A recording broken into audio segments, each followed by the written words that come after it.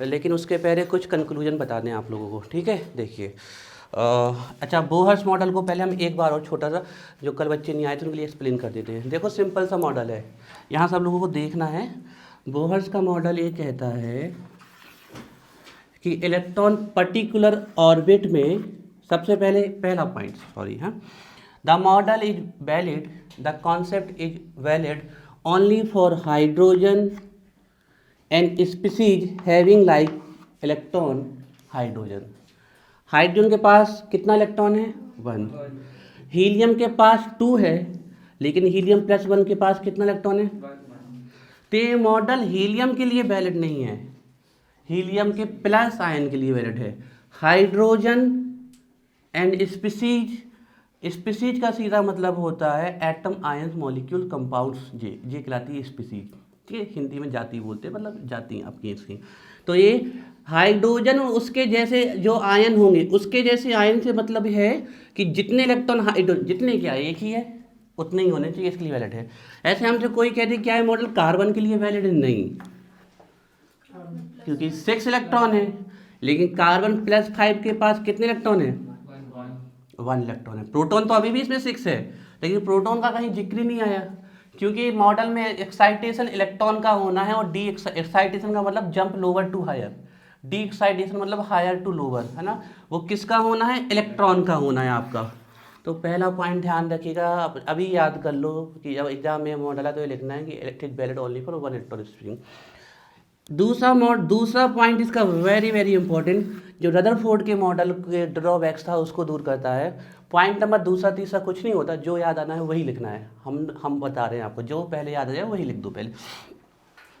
ये मॉडल ये कहता है, रदरफोर्ड ये नहीं बता पाए थे कि जब इलेक्ट्रॉन न्यूक्लियस के चारों ओर रिवॉल्व कर रहा है तो फॉल क्यों नहीं हो रहा है न्यूक्लियस में आके। It is not explain by Rutherford, और it was not explain by Rutherford, Rutherford के द्वारा एक्सप्लेन नहीं किया गया था। क्योंकि मैक्सवेल कहते थे कि जब इलेक्ट्रॉन रोटेट करेगा तो वो भी एक चार्ज पार्टिकल्स एनर्जी को क्या करेगा? इमिट। तो जैसे जैसे उसकी एनर्जी कमती जाएगी वो कहाँ आता जाएगा? न्यूक्लियस के पास, और फाइनली एक टाइम ऐसा आएगा कि वो न्यूक्लियस में फॉल होगा, एटम अनस्टेबल हो जाएगा, एटम में विस्फोट हो जाएगा, एटम एक्सप्लोड हो जाएगा। तो इस कमी को दूर किया था आपके बोहर साहब ने, नील्स बोहर साहब का मॉडल है। उन्होंने कहा कि there is a definite amount of energy an electron in a particular orbit, no change. जब तक इलेक्ट्रॉन अपने ऑर्बिट में है उसकी एनर्जी में कोई चेंज नहीं आएगा। ये उनका पॉइंट है कि वो यहाँ चाहे जितना रोटेट करे उसकी एनर्जी में चेंज नहीं आएगा। हाँ, अगर वो एटमॉस्फेयर से एनर्जी ले लेता है या आर्टिफिशियल तरीके से उसको एनर्जी दे दी जाती है, ध्यान रखिए एनर्जी का बढ़ता क्रम ये है, इस साइड बढ़ेगी एनर्जी, तो उसकी एनर्जी ज़्यादा हो जाएगी। तो वो अब उसको कितनी एनर्जी मिली उस हिसाब से वो क्या कर जाएगा नेक्स्ट ऑर्बिट में। ये क्या होते हैं? ऑर्बिट, यानी को बोलते हैं एनर्जी लेवल या एनर्जी को सेल, हमने कल बताया था, है ना। और हर एक ऑर्बिट में इलेक्ट्रॉन्स के नंबर भी फिक्स हैं, क्योंकि उसमें सब ऑर्बिट फिक्स हैं। फर्स्ट में सिर्फ एक सब ऑर्बिट, दूसरे में सेकेंड में एस एंड पी, थर्ड में S P D and fourth में एस पी डी एफ। एक कल हमने इसको डिस्कशन किया था। तो लोअर टू हायर जंप करेगा तो एक पर्टिकुलर अमाउंट ऑफ एनर्जी को ये लेगा। तो अब एनर्जी में यहाँ पर क्या हुआ है? अब्जॉर्प्शन, और इस प्रोसेस को बोलते हैं एक्साइटेशन। इलेक्ट्रॉन को जब तक वो अपने ऑर्बिट में रिवॉल्व करेगा इलेक्ट्रॉन, उसकी एनर्जी कांस्टेंट रहेगी, डेफिनेट रहेगी, चेंज नहीं होगी, ठीक है। As long as it revolves in its orbit there is no change in energy. The change in energy only takes place when it jumps from lower to higher और higher to lower. अगर ये energy को absorb करेगा तो इसकी energy बढ़ जाएगी, तो उस एनर्जी के अमाउंट के अकॉर्डिंग वो नेक्स्ट ऑर्बिट में चला जाएगा, एक पर्टिकुलर अमाउंट ऑफ एनर्जी लेगा। और जब वो अपनी ऑर्बिट में फिर से वापस आएगा, ध्यान रखिएगा इलेक्ट्रॉन सबसे ज़्यादा स्टेबल अपने ही घर में होता है, अपने ही घर में लौट के वो आएगा ही पक्का, ठीक है ना। अनस्टेबिलिटी होती है हर एक ऑर्बिट में, वो सिर्फ अपने ही ऑर्बिट में स्टेबल होता है। तो जब वो अपने ही ऑर्बिट में आएगा तो जितनी एनर्जी उसने ली थी उतनी क्या कर देगा? ली। तो ये जंप करेगा तो अब्जॉर्प्शन हो रहा है एनर्जी का, मतलब एंडोथर्मिक प्रोसेस। कम्स बैक आएगा तो ये एनर्जी को रिलीज कर रहा है, आपकी एक्सोथर्मिक प्रोसेस। बात समझ में आ रही है? एक बात और बताई थी, इलेक्ट्रॉन सब ऑर्बिट में नहीं होंगे, सब ऑर्बिट वो वाला नहीं, SUV हमें कह रहे हैं कि हर एक ऑर्बिट में इलेक्ट्रॉन नहीं पाए जाएंगे, हर एक और सिर्फ उसी ऑर्बिट में इलेक्ट्रॉन पाए जाएंगे जिसमें इलेक्ट्रॉन का जो मास है, जो वेलोसिटी है, जो डिस्टेंस है r, that means angular momentum किसके इक्वल होगा, Planck constant divided by 2 pi h/2 pi. मान लीजिए यहाँ पर है तो हम यहाँ वैल्यू रखेंगे फर्स्ट, यहाँ पर है तो सेकेंड, मतलब हम यहाँ क्या रखेंगे, नंबर ऑफ सेल। अगर फर्स्ट ऑर्बिट में है तो n की वैल्यू 1 रख देंगे, आ जाएगा h/2 पाई। सेकेंड ऑर्बिट में रख देंगे तो आ जाएगा 2h/2 पाई, दैट इज h/पाई। थर्ड में रख पाई की वैल्यू रख के सॉल्व कर सकते हो, है ना। और प्लैंक कांस्टेंट की पता ही है 6.626 और 6.6 से 10⁻34 जूल सेकेंड, ये इनके पॉइंट थे। क्लियर है बात। इसके बाद बोहर्स ने बहुत इंपॉर्टेंट फार्मूले दिए थे सिर्फ 1 इलेक्ट्रॉन स्पीसीज के लिए, जिसके द्वारा आप रेडियस, वेलोसिटी एंड एनर्जी क्या कर सकते हैं, कैलकुलेट कर सकते हैं।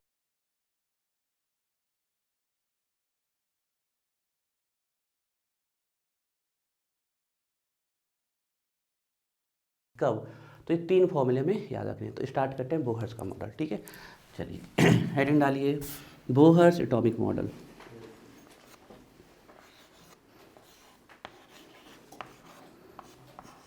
बोहर्स एटॉमिक मॉडल, है ना, बोहर्स एटॉमिक मॉडल। आपसे अगर हम कहें तो बोहर साहब ने अभी सभी दोस्तों की बातें मानकर एक बहुत बढ़िया मॉडल दिया। उनके दोस्त में तुम सब गिन लो जो अभी तक हम पढ़ चुके हैं, रदरफोर्ड को भी गिन लो, मैक्सवेल को भी गिन लो, प्लैंक को भी गिन लो, थॉमसन को भी गिन लो। थॉमसन ने एक बात तो अच्छी कही थी कि एटम न्यूट्रल है, ठीक है ना। तो सब मॉडल को जब तुम मिला लोगे तो एक बढ़िया सा मॉडल निकल के आएगा जिसकी सिर्फ कुछ ही लिमिटेशंस है और बाकी खूबियाँ ही खूबियाँ हैं, जो कि कौन है, हमारा बोहर्स एटॉमिक मॉडल। तो स्टार्ट करते हैं। इसमें लिखिए some important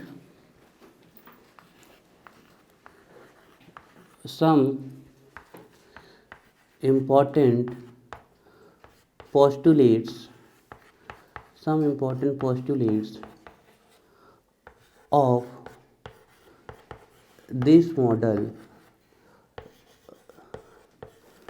this model are, some important postulates of this model are, क्या क्या इस मॉडल के postulates है।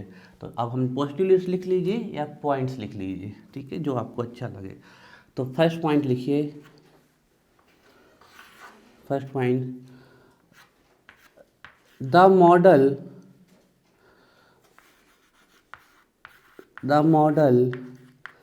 is valid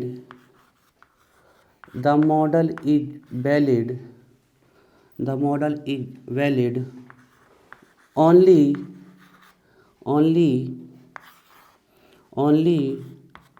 for hydrogen atom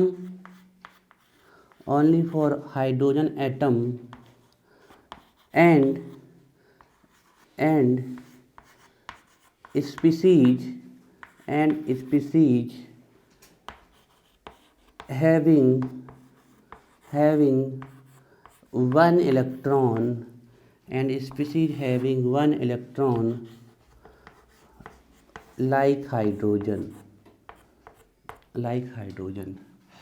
The model is valid only for hydrogen atom and species having one electron like hydrogen. ये model सिर्फ उसके लिए valid है जिसके पास हाइड्रोजन के समान ही कितने इलेक्ट्रॉन होते, 1। हाइड्रोजन के लिए तो वैलिड ही है, हाइड्रोजन के लिए तो दिया ही गया था, लेकिन हाइड्रोजन के अलावा किसके लिए वैलिड है, जिसके पास कितने इलेक्ट्रॉन होंगे, 1। ये इसकी लिमिटेशन है, जिसकी खूबी नहीं है इस मॉडल की, ये इसकी लिमिटेशन है, लेकिन फिर भी एक पॉइंट तो है बोहर का, तो हमें लिखना पड़ेगा। अब वो हमारे क्या हो सकते हैं, तो देखिए एग्जाम्पल में हम देख लेते हैं। हाइड्रोजन तो है ही, है ना, एटॉमिक नंबर 1 तो 1 प्रोटॉन 1 इलेक्ट्रॉन। बात कर ले हीलियम की, हीलियम का एटॉमिक नंबर 2, लेकिन अगर हमने +1 कर दिया तो अब कितने इलेक्ट्रॉन, 1, क्योंकि 2 से पता चलता है 2 इलेक्ट्रॉन, लेकिन +1 से पता चल रहा है कि 1 इलेक्ट्रॉन निकल चुका है ना। इसके बाद हम देख ले लिथियम को, लिथियम का एटॉमिक नंबर 3 मतलब होने चाहिए 3 इलेक्ट्रॉन, लेकिन +2 से कैसा पता चल रहा है, 1 इलेक्ट्रॉन पता चल रहा है ना, क्लियर है ना। और लिख लें, जैसे हम बात कर लें बेरिलियम +3 एटॉमिक नंबर 4, क्लियर है 1 इलेक्ट्रॉन, है ना बेरिलियम। और अगर हम लिख लें जैसे कि कार्बन के लिए लिख लें हम +5, क्लियर, 1 इलेक्ट्रॉन दिख रहा है, क्लियर। चलिए इनमें से इनसे बहुत क्वेश्चन बना देते हैं, इनसे 3 से, है ना। इलेक्ट्रॉन्स तो स्टेबल होने के लिए डोनेट होते हैं ना। कहाँ पर इलेक्ट्रॉन स्टेबल, इलेक्ट्रॉन डोनेट, आप ये कह सकते हो कि केमिकल रिएक्शन तभी होगी जब रिएक्शंस के द्वारा स्टेबिलिटी आ रही होगी। अब इलेक्ट्रॉन स्टेबल होने के लिए डोनेट हो रहे, हो सकता है कि उसमें अनस्टेबिलिटी हो इसलिए इलेक्ट्रॉन डोनेट हो रहे हो। आ रही बात, अच्छा तुम्हारी बात सही है, हम कह रहे हैं अनस्टेबिलिटी है मतलब स्टेबिलिटी की तरफ जा रहे हैं। उसके लास्ट शेल में तो 2 है ना, कंप्लीट ऑक्टेट है। इसके डोनेट कर रहा इसके हाँ सर। इसके बेटा लास्ट सेल क्या कुल ही 2 इलेक्ट्रॉन है इसके पास, 8 कहाँ से हो गए, टोटली 2 है, डुप्लेट है इसके पास। इसके पास क्या है, डुप्लेट है, ऑक्टेट थोड़ी होगा। हीलियम के पास ऑक्टेट रूल जो आप पढ़ोगे ना स्टेबिलिटी के लिए, वो लगता है इनर्ट गैस के बराबर ऑक्टेट कर लेते वो अपना, ठीक है। लेकिन इसके केस में ऑक्टेट रूल नहीं आता, इसके केस में डुप्लेट आता है क्योंकि इसका 2 होते हैं ना। चलिए करेंगे चर्चा फिर हम, है ना, अभी इस पे रहते हैं, फिर बाद में चर्चा करते हैं इस पर। सेकेंड पॉइंट लिखिए, point second,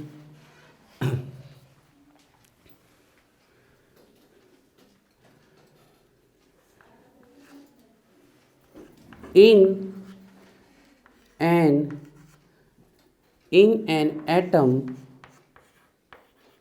in an atom in an atom electrons have in an atom electrons have definite या कांस्टेंट लिख सकते हो, इलेक्ट्रॉन्स हैव डेफिनेट या आप लिख सकते हो constant, constant. In an atom electrons have definite energy, definite energy, definite energy as long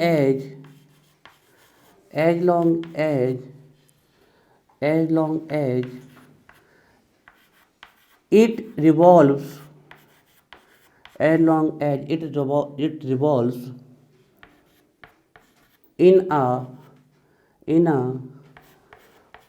particular orbit, in a particular orbit, in a particular orbit, इन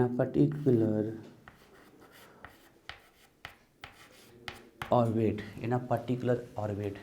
देखिए क्या कह रहा है कि जब तक इलेक्ट्रॉन डेफिनेट ऑर्बिट में रिवॉल्व करेगा, घूमेगा, उसकी एनर्जी कैसी रहेगी, डेफिनेट रहेगी, कांस्टेंट। मतलब ना तो वो एनर्जी को अब्जॉर्ब करेगा ना ही रिलीज करेगा, इमिट भी नहीं करेगा।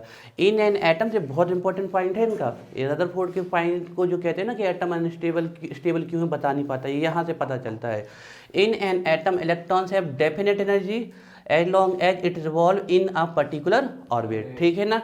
अब देखिए हम बता दें ऑर्बिट क्या होते हैं, है ना, या एनर्जी में चेंज कब आएगा, ऑर्बिट की अभी हम बाद में चर्चा करते हैं। इसी के नीचे लिखिए, इसी के नीचे लिखना है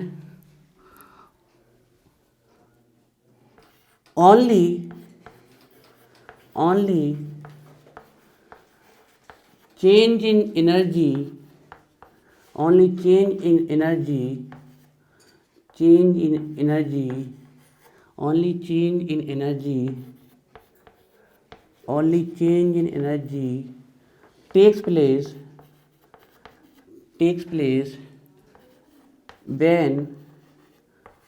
when electron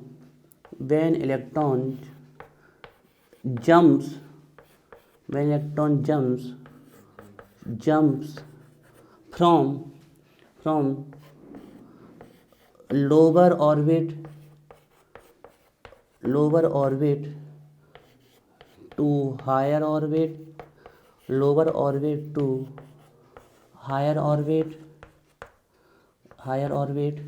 lower orbit to higher orbit, or comes back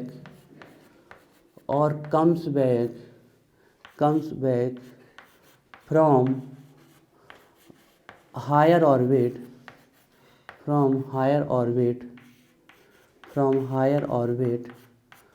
to lower orbit, higher orbit to lower orbit, higher orbit to lower orbit।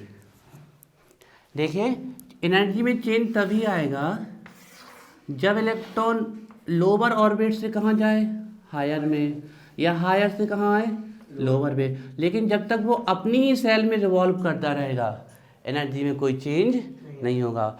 In an atom electrons have definite energy as long as it revolve in a particular orbit. Only change in energy takes place when electron jumps from lower orbit to higher orbit और comes back from higher orbit to lower orbit. आ रही है इतनी बात समझ में? हाँ, अच्छे से समझते जाइएगा एक एक पॉइंट, ठीक है।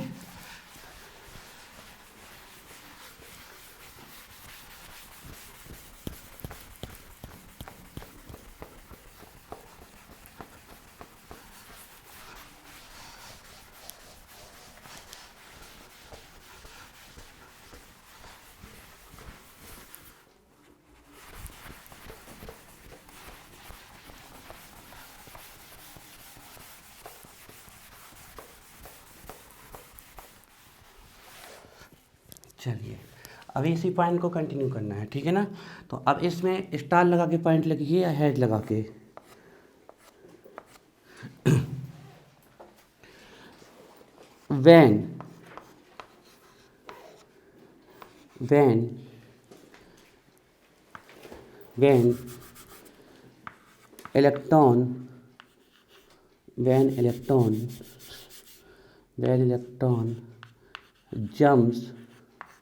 when electron jumps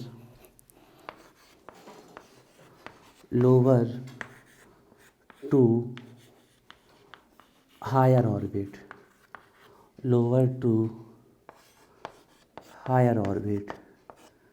क्या करेगा ये जल्दी बताओ। when electron jumps from lower to higher orbit, when electron jumps from lower to higher orbit, बताओ क्या करेगा ये, एनर्जी को गेन करेगा। it absorbs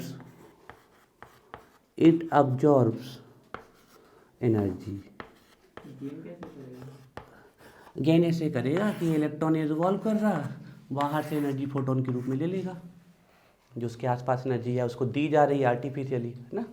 किसी का एटॉमिक नंबर 10 है, हाँ सर फर्स्ट शेल में 2 है, सर सेकंड में 8 है, सर कंप्लीट ऑक्टेट है, तो सर कहाँ से वो जंप कर पाएगा? किसमें? तो उसमें स्टेबिलिटी होती है। ये सिर्फ 8 सिर्फ एक ही चीज़ की, एक ही ग्रुप है जिसमें लास्ट में 8 इलेक्ट्रॉन आएंगे, वो है इनर्ट गैसेस। और हीलियम के केस में क्या आएंगे, डुप्लीट आएंगे। बाकी सभी 8 करने के लिए बॉन्डिंग करते हैं, है ना। When electron jumps from lower to higher orbit, ये क्या करता है, इट अब्जॉर्ब्स एनर्जी।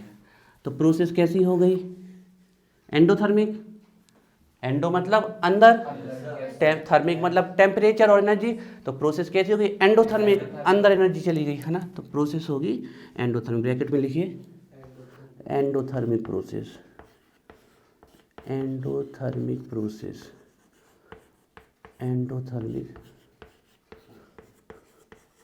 प्रोसेस, है ना। अभी इसको हम रिलेशन बना देंगे इसका, ठीक है। फिर लिखिए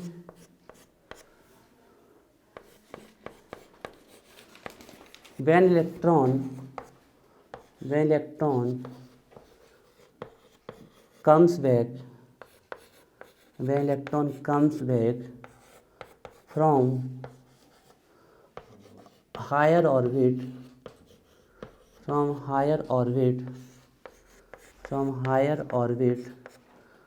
to lower orbit, from higher orbit to lower orbit, it क्या करेगा, एनर्जी को क्या करेगा, Emits energy. रिलीज करेगा। बिल्कुल सही है, बिल्कुल सही है। It emits energy, it emits energy.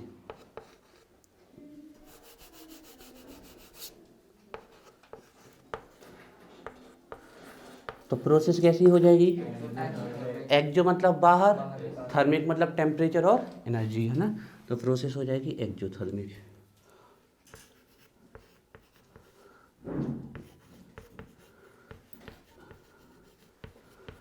Exothermic process,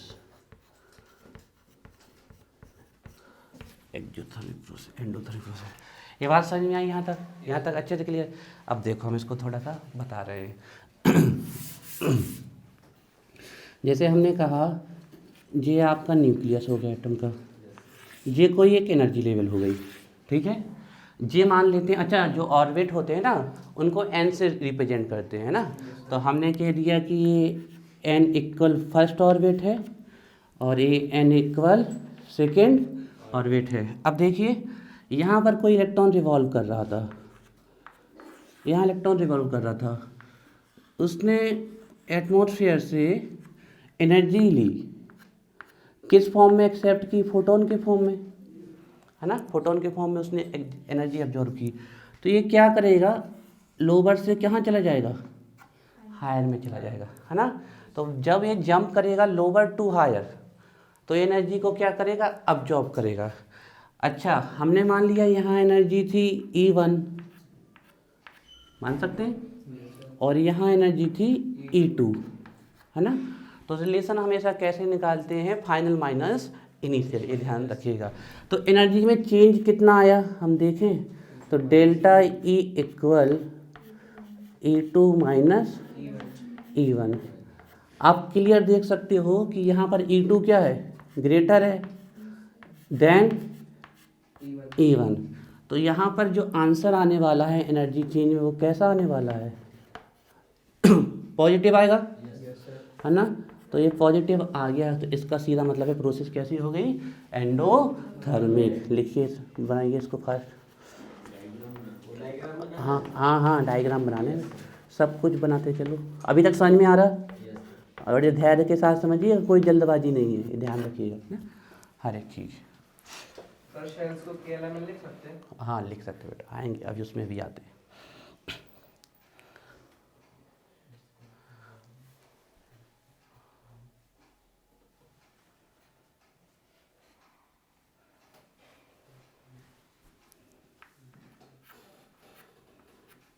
कहीं कोई दिक्कत है तुरंत बताना है ना, ये ध्यान रखिए।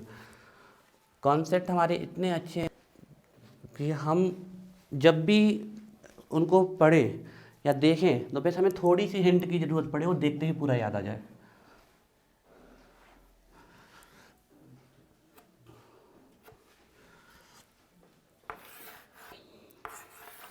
अच्छा ये जो एनर्जी का चेंज आएगा वो भी किसके फॉर्म में आएगा, फोटोन के फॉर्म में ही आएगा। एनर्जी अब्जॉर्ब या निकले किस फॉर्म में निकलेगी, या किस फॉर्म में आएगी, फोटोन के फॉर्म में ही आएगी ना। चलिए दूसरा ये हो सकता था कि इलेक्ट्रॉन्स हाई एनर्जी लेवल से कहाँ आ जाए, लोअर एनर्जी लेवल में आ जाए, यहाँ पर जंप कर जाए, है ना। तो अब इसने जितनी एनर्जी ली थी बिल्कुल उतनी ही एनर्जी निकालेगा। जब लोअर से हायर में गया था तो जितनी एनर्जी इसने ली थी, और हायर से लोअर में आ गया तो उतनी एनर्जी ये क्या कर देगा, इमिट कर देगा, है ना। और ए भी किस फॉर्म में होगी, फोटोन के फॉर्म में ही होगी। अब यहाँ बात क्या रखनी है, ये पहला इक्वेशन बनाया था हमने यहाँ पर, ठीक है। अब हम दूसरा इक्वेशन बना रहे हैं, ध्यान से देखिएगा। अब हम जब चेंज इन एनर्जी का बना रहे हैं तो फाइनल माइनस इनिशियल करेंगे, तो इसमें इनिशियल कौन है पता है, E2, क्योंकि शुरुआत कहाँ से हुई है, E2 से, और गाया कहाँ पर है, E1 में। तो यहाँ पर फाइनल कौन होगा, E1, और इनिशियल कौन होगा, E2। तो E1 माइनस E2, क्लियर हो रही बात, E1 माइनस E2। आप क्लियर देख सकते हो कि E1 की एनर्जी E2 से क्या है, कम है। जो E1 की एनर्जी है energy of E1 lesser than E2। बात समझ में आ रही है, क्लियर है? अरे E1 की एनर्जी E2 से क्या है, कम है, क्लियर दिख रहा है। और फाइनल इस बार E1 था और E2 था इनिशियल, तो E1 माइनस E2 देख सकते हो। अब ज़्यादा एनर्जी किसकी आ रही, माइनस की, तो साइन कैसा आने वाला है, नेगेटिव। प्रोसेस कैसी हो जाएगी, एक्जोथर्मिक प्रोसेस, नोट कर लीजिए।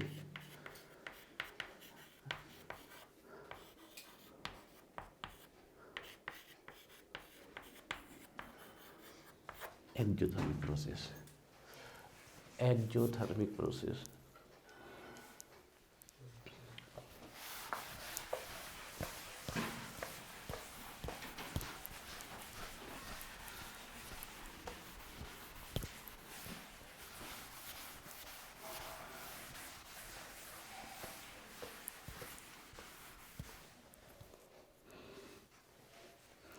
पहला और दूसरा पॉइंट अच्छे से क्लियर हो गया।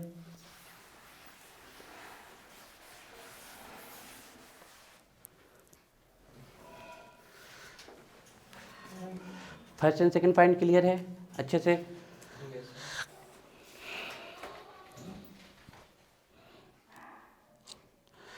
थर्ड पॉइंट लिखिए, पॉइंट नंबर थर्ड। और इसको आप एक छोटी सी हेडिंग भी दे सकते हो, Bohr's quantization. Bohr quantization, Bohr's, छोटी सी एक हेडिंग दे सकते हो, बोहर्स क्वांटाइजेशन, बोहर्स क्वांटाइजेशन। ध्यान रखिएगा, बोहर्स, हाँ इसमें E2 बड़ा है। अरे E2 तो बड़ा है ही है, देखो ना आप, जे है एनर्जी, तो ए एनर्जी और ए एनर्जी, तो ये कम है और ये ज़्यादा है, वो तो बड़ा तो E2 ही है। लेकिन अब हम E2 से E1 में आ रहे हैं, तो हमारे लिए फाइनल E1 हो जाएगी और इनिशियल E2 तो पहले भी बड़ा था, इस केस में भी बड़ा था। इस केस में हमने उल्टा बताया है, इस केस में हमने ये कह दिया कि E1 छोटा है E2 से, इस केस में हमने कह दिया था E2 बड़ा है। बात तो वही हुई ना, क्लियर है? मैं चलिए, अच्छा बोहर साहब ने एक बहुत बढ़िया रिलेशन दिया, समझिएगा, ठीक है। उन्होंने बताया कि इलेक्ट्रॉन रिवॉल्व कर रहा है अराउंड अ न्यूक्लियस, ठीक है ना, एक निश्चित वेलोसिटी से रिवॉल्व कर रहा है आपका, एक निश्चित वेलोसिटी से क्या कर रहा है, रिवॉल्व कर रहा है। इलेक्ट्रॉन का कुछ मास भी होगा, इलेक्ट्रॉन का कुछ, हालांकि आप लोग नेग्लिजिबल कंसीडर करते हो, हम भी करते हैं, लेकिन लिखते तो फिर भी है ना, तो वही फिर से लिख ले रहे हैं, कुछ तो मास होगा, पार्टिकल के केस में समझ लो। और इस इलेक्ट्रॉन की जो डिस्टेंस है न्यूक्लियस से, वो कितनी है, r, है ना। तो ये इलेक्ट्रॉन का मास m, वेलोसिटी भी, और डिस्टेंस क्या, r, तो एक निश्चित वेलोसिटी से रिवॉल्व कर रहा है, तो इसका एंगुलर मोमेंटम हो जाएगा mvr, mass into velocity into distance, है ना, ये इसका एंगुलर मोमेंटम हो गया। अब ये कहते हैं कि ये एंगुलर मोमेंटम जब इसके इक्वल आएगा, इसके इक्वल h/2π, तभी इलेक्ट्रॉन रिवॉल्व कर सकता है, नहीं तो उस ऑर्बिट में इलेक्ट्रॉन नहीं होगा। h आप जानते हो 6.6 10/34 joule second, that is Planck constant. Pi की वैल्यू आप जानते हो 22/7 या 3 पॉइंट, आप उसको जानते हो, ठीक है, आ रही बात समझ में। तो अगर ये नहीं आए तो वो कहते हैं कि इसका सिंपल मल्टीपल आ जाए।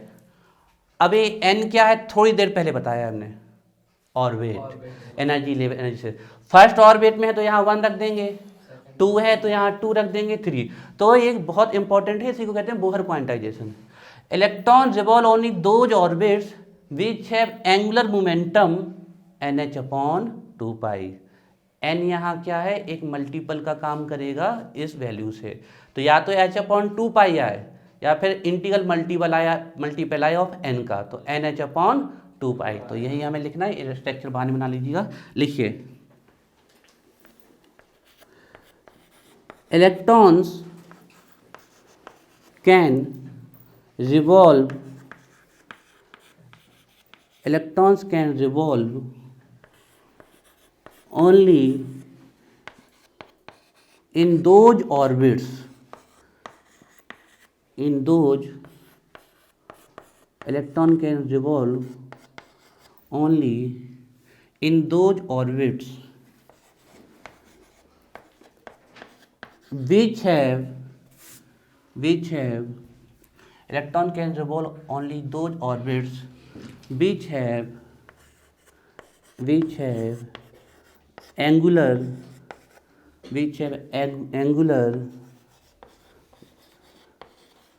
momentum,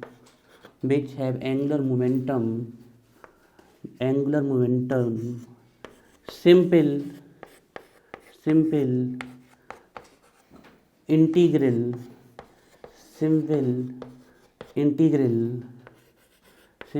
integral multiple of h upon 2 pi.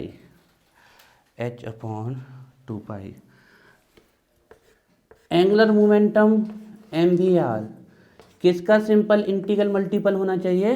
h upon 2 पाई का, और वो मल्टीपल फैक्टर क्या होगा? n को हम साफ साफ वहीं पर इंटीग्रल लिख चुके हैं, मतलब n जीरो नहीं हो सकता, एक क्या होगा? इंटीजर होगा। n इक्वल क्या होगा? एक इंटीजर होगा, ये ध्यान रखना है। मतलब 1 हो सकता है, 2 हो सकता है, 3 हो सकता है, तो नोट करिए। ये है एंगुलर मोमेंटम की वैल्यू, अच्छे से याद रखनी है इलेक्ट्रॉन के लिए। और ये डायग्राम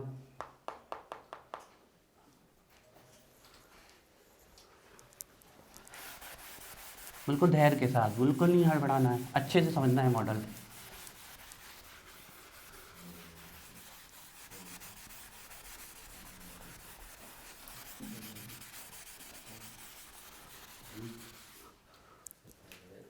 अंश थोड़ा सा ऐसे हो जाओ, बैठो। वैसे हम इतने बच्चों की सीट पक्की कर रहे हैं, है ना, हम ऐसे ही नहीं पढ़ा सकते, ये हमें अंदर से ख़राब लगता है कि अब इतना इम्पोर्टेंट कॉन्सेप्ट है और ये आधे को पता है, ये तो शौक पूरा कर रहे हैं ना, हम इनको नहीं पढ़ा पाएंगे ऐसे। अपने घर पे रहें और हम वीडियो डाल देंगे तो पढ़ लें आराम से।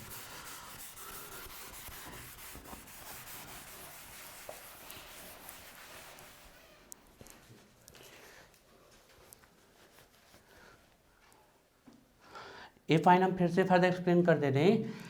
इलेक्ट्रॉन उसी ऑर्बिट में रिवॉल्व करेगा जिसका एंगुलर मोमेंटम या तो h अपॉन 2 पाई आए या इंटीग्रल मल्टीपल आए आपका NH अपॉन 2 पाई, है ना, समझ गए? n की वैल्यू लिख लिया आप लोगों ने? n एक क्या होगा? इंटीजर होगा, n एक इंटीजर, n एक इंटीजर होगा, 1 2। क्लियर है? चलिए अब लिखते हैं वेयर।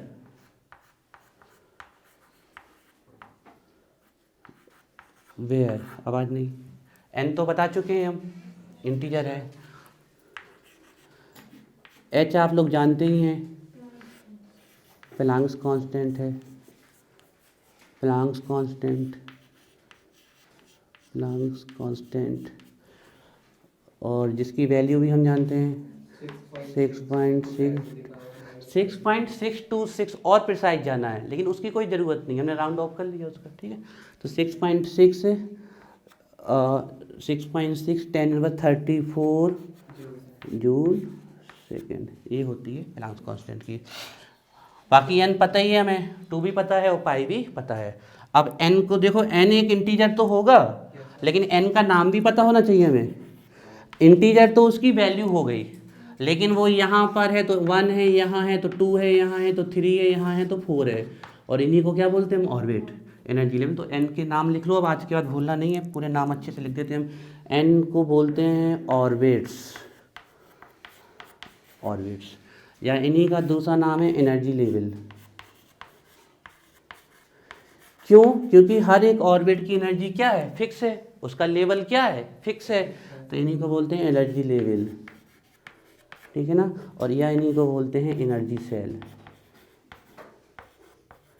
तीनों ही इसके नाम हैं जो आप बोलना चाहें। जो सर यहाँ वो KLMN वाला नहीं आएगा? आ जाएगा आ जाएगा आ जाएगा, वो बेटा बहुत सिंपल पॉइंट है, वो हम करवा देते हैं ना, वो तो बिल्कुल। हाँ, एंगुलर मोमेंटम जैसे कि हमने कहा कोई पर्टिकुलर मास है, वो एक निश्चित वेलोसिटी से एक निश्चित रेडियस पे मूव कर रहा है, तो एक पर्टिकुलर एंगल मोमेंटम के द्वारा एक पर्टिकुलर एंगल बनाएगा, that is called angular momentum. Electron से एक निश्चित रेडियस में मोमेंटम कर रहा, पर्टिकुलर उसका कुछ मास है और पक्का है कि उसकी कुछ वेलोसिटी भी होगी यहाँ पर। जो मास जो होगा, जो वेलोसिटी होगी, जो रेडियस होगी, उसका जो पूरा आना चाहिए मल्टीप्लिकेशन, वो किसके इक्वल होना चाहिए, NH/2π। तो जब हमने कहा हमने कोई पत्थर घुमा के फेंका, तो उस पत्थर का मास कितनी वेलोसिटी से फेंका और कितनी रेडियस से, इतने से फेंका कि इतने से फेंका कि ऐसे फेंका, तो एंगल बनाते हुए एक मोमेंटम करेगा ना वो, this is called angular momentum. ये सब क्लियर है यहाँ पर, ये क्लियर है? और देख लीजिए थोड़ा सा इनको ना, चलिए इनको और देख लीजिए। अब हम थोड़ा सा जैसे हम बता दें,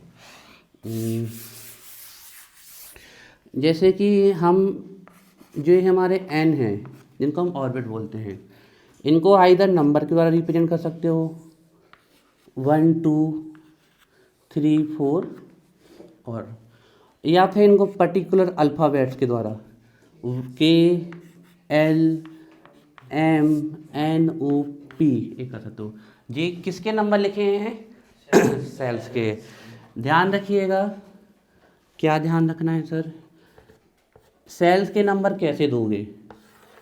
ऐसे दोगे सेल्स के नंबर कि जो सबसे पहले आएगा वो क्या होगा, 1, जो उसके बाद आएगा वो क्या होगा, 2। आ रही है बात समझ में? जो उसके बाद आएगा 2, या इसी को हम क्या बोल सकते थे, और इसको हम क्या बोल सकते थे, L। और इसी प्रकार आप और भी जल्दी से बनाइए, लिखिए।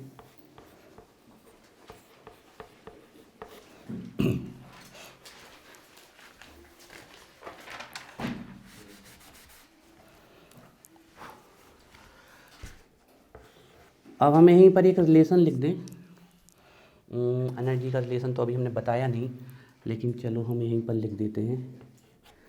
इसकी एनर्जी मान लेते हैं E1, इसकी मान लेते हैं E2, इसकी मानते हैं E3। तो क्या आपको ये पता है कि E1 की एनर्जी E2 से कम है?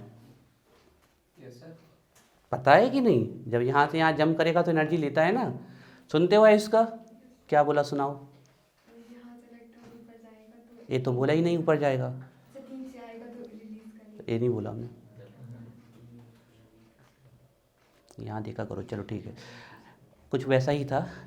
ये है E1 और ये है E2 E3। हमें देख रहा है कि एनर्जी लेवल का बढ़ता हुआ क्रम है, increasing order of energy level. तो E1 से ज़्यादा एनर्जी E2 की, E2 से ज़्यादा एनर्जी E3 की। कितनी वैल्यू हो वो अभी हम निकालेंगे। तो अगर हम यहाँ पर ऑर्डर लिख दें तो आप लोग सिंपली लिख सकते हो E3 E2 E1। तो इनकी भी कांस्टेंट वैल्यू होती है? हाँ हाँ हाँ हाँ, कांस्टेंट होती है, कांस्टेंट सेल्स की कांस्टेंट वैल्यू होती है।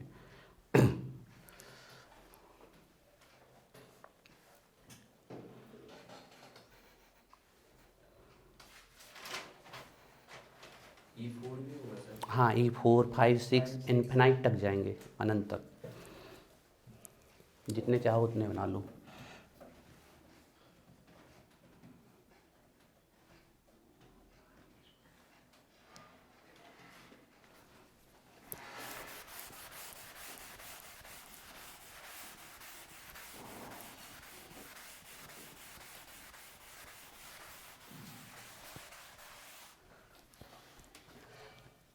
नेक्स्ट पॉइंट लिखिए। Next point, point number 4, there is a limit, there is a limit, there is a limit of electrons, there is a limit of electrons in each orbit, in each orbit, in each orbit. There is a limit of electrons in each orbit. Orbit की जगह आप energy level भी लिख सकते थे, energy cell. ध्यान दीजिएगा, जो ये n = 1 होता है, ये तो ऑर्बिट है, n मतलब ऑर्बिट है, एनर्जी लेवल है, एनर्जी सेल। इसमें एक ही सब ऑर्बिट आता है, दैट इज s। कौन सा सब ऑर्बिट आता है इसमें? सिर्फ s। ये सब ऑर्बिट होते हैं, और s सब ऑर्बिट में सिर्फ कितना ऑर्बिटल है? एक। कितना ऑर्बिटल है? एक। और एक ऑर्बिटल में मैक्सिमम कितने इलेक्ट्रॉन आ सकते हैं? 2। ध्यान से दीजिएगा, तो इसमें मैक्सिमम इलेक्ट्रॉन कितने आ सकते हैं आपके? Maximum 2 electron. ध्यान रखिएगा, अभी नहीं आया समझ में तो फिर से बता दें, परेशान नहीं होना है। हमने लिखा n = 2, इसमें दो सब ऑर्बिट होते हैं। पहले सब ऑर्बिट का नाम है s और दूसरे सब ऑर्बिट का नाम है p। दूसरे सब ऑर्बिट का नाम क्या है? p। तो s सब ऑर्बिट में एक ही ऑर्बिटल होता है और p सब ऑर्बिट में 3 ऑर्बिटल्स होते हैं। कितने ऑर्बिटल्स होते हैं? 3 और अब सुनो नाम कैसे चल रहा है। ऑर्बिट, ये सब ऑर्बिट और इनमें जो पाए जाते हैं ऑर्बिटल। ऑर्बिट, सब ऑर्बिट और ये जो सब ऑर्बिट p है, इसमें कितने ऑर्बिटल हैं? 3 है ना। अब एक बात ध्यान रखना, कोई भी s हो, चाहे पहला s हो, चाहे 5s हो, चाहे 7s हो, अगर वो s है तो उसमें मैक्सिमम कितने इलेक्ट्रॉन आएंगे? 2। कोई भी p है, पहला p होता ही नहीं है, क्योंकि p स्टार्ट ही कहाँ से होता है? 2 से। क्लियर है ना बात? पहला p होता ही नहीं है, 2p से ही स्टार्ट होता है। कोई भी p हो, मैक्सिमम कितने इलेक्ट्रॉन आ सकते हैं? 6। p में कितने आ सकते हैं? मैक्सिमम 6। और टोटल अगर इस एनर्जी लेवल के इलेक्ट्रॉन की बात कर लें, कितने हो जाएंगे? चलिए, अब आप लोगों को थोड़ा थोड़ा समझ में आ रहा है तो नोट करिए फास्ट।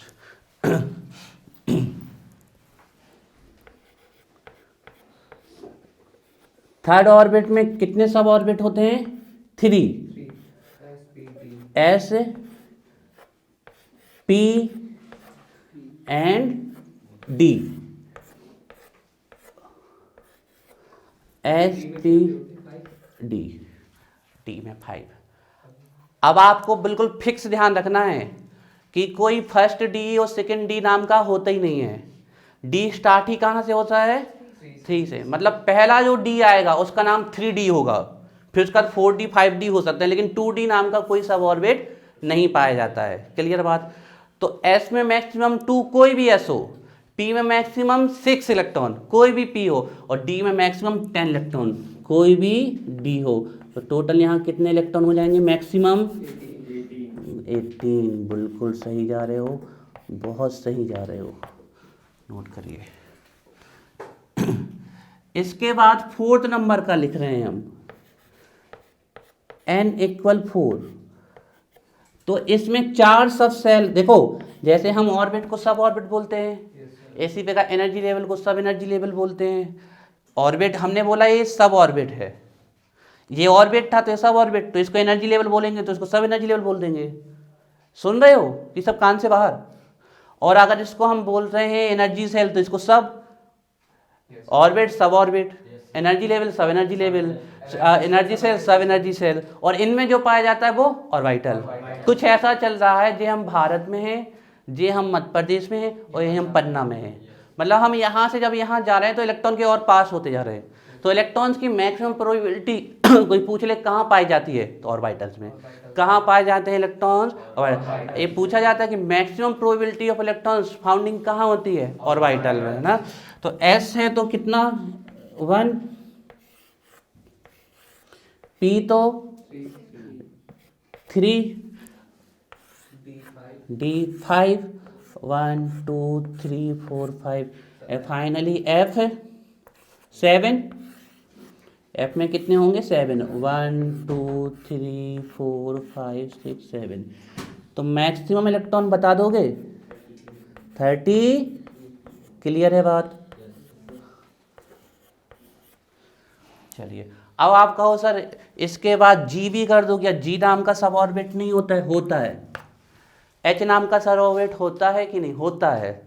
लेकिन आपके पूरे 118 इलेक्ट्रॉन कहाँ ख़त्म हो जाते हैं आके एफ में, इसीलिए हमें आगे बनाने की जरूरत नहीं पड़ती। लेकिन और भी सब इन्फिनाइट सब ऑर्बिट होते हैं, इन्फिनाइट यहाँ आके रुकते नहीं। फाइनली आपका 118वें नंबर का जो इलेक्ट्रॉन आएगा वो कहाँ पे आके ख़त्म हो जाने वाले हैं, एफ में आके ख़त्म हो जाने वाले हैं। हाँ 288 288 288 18 18 30 288 18 32 18 18 32 2 8 18 18 32 ये होती है। किस में 2 8 बेटा वो जो रिलेशन आता है ना 288 वो यहाँ से आता है। देखो यहाँ मैक्सिमम कितने इलेक्ट्रॉन हैं 2, इसमें चेक करोगे तो मैक्सिमम 8 लास्ट तक जाएंगे, फिर ये 8 जाएंगे, फिर ये 32 के जाएंगे आपके ये वाले। इस प्रकार से आया है वो, है ना, वो एक अलग चीज़, उसको हम बताएंगे जब इलेक्ट्रॉनिक कॉन्फ़िगरेशन बनाएंगे।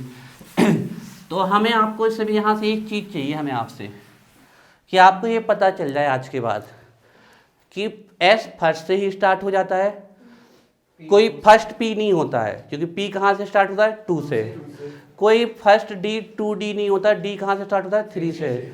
कोई फर्स्ट एफ 2F 3F नहीं होता, क्योंकि एफ कहाँ से स्टार्ट होता है 4 से। इसके अलावा हमें एक टोटल वोटल की तो ठीक है, लेकिन हमें अलग अलग पता होना चाहिए कि एक्स कोई भी हो एस मैक्सिमम 2, पी कोई भी हो मैक्सिमम 6, डी कोई भी हो मैक्सिमम 10, एफ कोई भी हो मैक्सिमम 14। ये हमें पता होना चाहिए, आगे हेल्प हो जाएगी इलेक्ट्रॉनिक कॉन्फ़िगरेशन बनाने में। हालांकि वहाँ हम इन कॉन्सेप्ट को और अच्छे से समझाएंगे, लेकिन कम से कम अभी इतना बनना चाहिए। अब देखो यहाँ पर हमारा अभी तक हमने क्या चीज़ें पढ़ ली इसके बोहर के मॉडल में।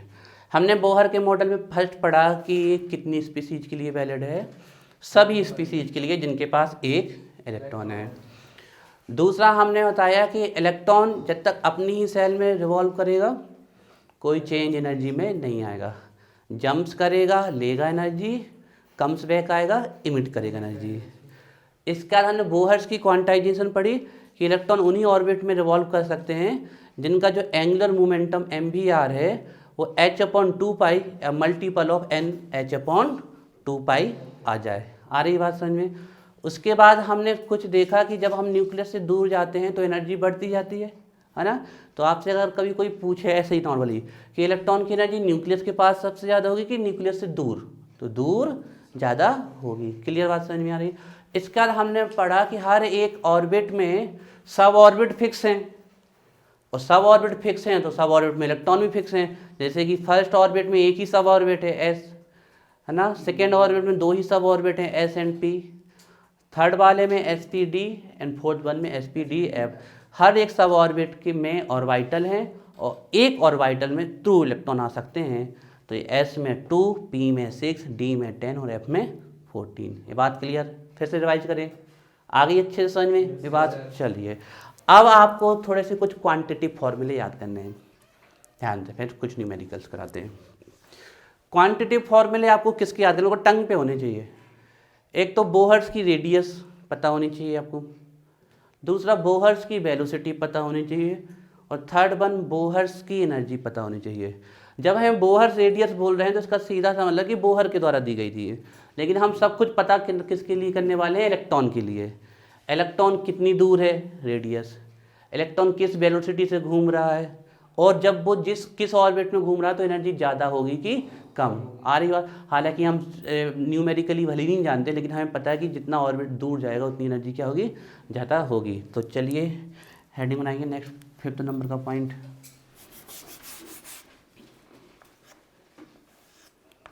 फिफ्थ पॉइंट लिखिए, इसमें लिखिए Bohr's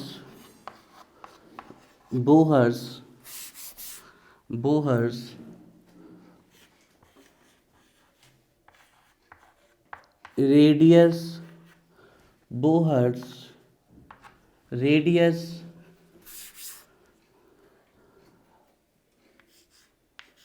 velocity of electron, Bohr's radius velocity of electron and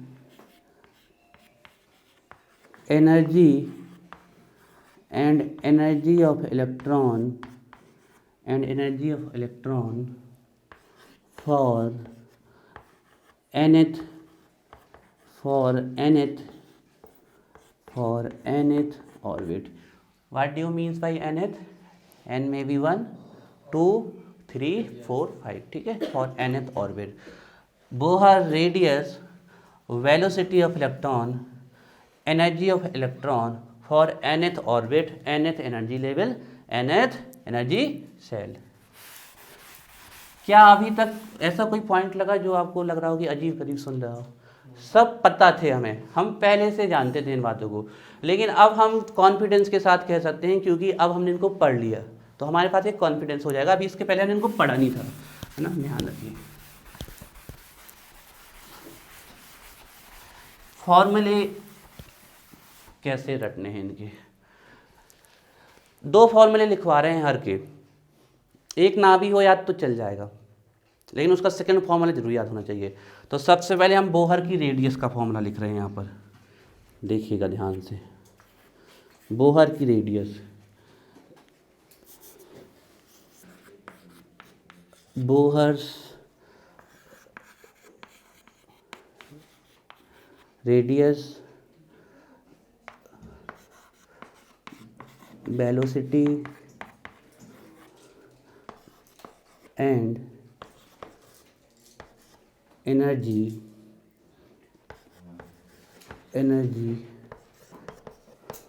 for nth cell। Cell बेटा CELL वाला तो नहीं लिखवा दिया हमने? ऐसे nth cell electron, nth cell electron. तो 1 मिनट हो गया है, चलो कॉपियाँ बंद। नहीं कुछ नहीं लिखना है, ये तो लिखवा दिया ना। धैर्य धैर्य धैर्य धैर्य धैर्य रखो। देखो धैर्य से खड़े रहोगे ना तो पहाड़ डगमगा जाएगा, लेकिन तुम कभी गलत नहीं हो। तो धैर्य धैर्य, अपनी नर्व्स को कभी फैल नहीं होगी, थोड़ा धैर्य रखो, छोड़ दे रहे हम। बंद हो गई कॉपियाँ, कान का बंद कर ले। इतनी ईमानदारी की सुनाए भी ना। चलो तो आइस का बोहर रेडियस फास्ट। 0.529 हाँ, m square upon z नाटोजा। हाँ, एंगस्ट्रॉम। ऐसा याद किया है, बता रहे अभी हम। 1 एंगस्ट्रॉम इक्वल, जल्दी 10 इनवर्स 10 सेंटीमीटर में 10 10 इनवर्स 8 सेंटीमीटर। 1 पे को पूरा बताना है, 1 पे को की पावर माइनस, 12 तो अभी 9 बोले थे। 1 नैनोमीटर 10 की पावर -9। चलिए ठीक है, आपका हो गया। अब बताइए प्रणब जी, सर क्या बताना? Bohr's velocity sir 2.18 2.18 into 10 to the power 10 6 power 6 meter per second। No sir, sir Z है, एक ही साथ Z है metre per second. Z upon n बोलो बेटा, yes sir, Z upon metre per second. या तो तो या तो नहीं पता, या तो हाँ sir, 10 to the power 8 Z upon N centimetre पर सेकंड। देख लिया सिफा। चीटिंग बन जाओ कुश्ती, बता रहे अभी हम, रुक जाओ। चलो कवि जी, एनर्जी नहीं, मरका बनो मरगा। चलो सृजल नहीं, पहले बेटा बोहर की तो बताओ, जल्दी जल्दी। चलो Deepa, -18.6 z square m square atom per atom। Electron volt पर एटम, इलेक्ट्रॉन वोल्ट पर एटम। 1 इलेक्ट्रॉन वोल्ट बताओ।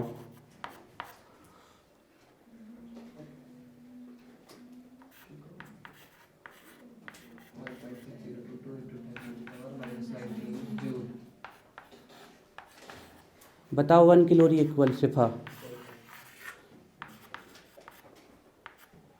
वो देख लिया था इसलिए नहीं पूछा। 1 calorie equal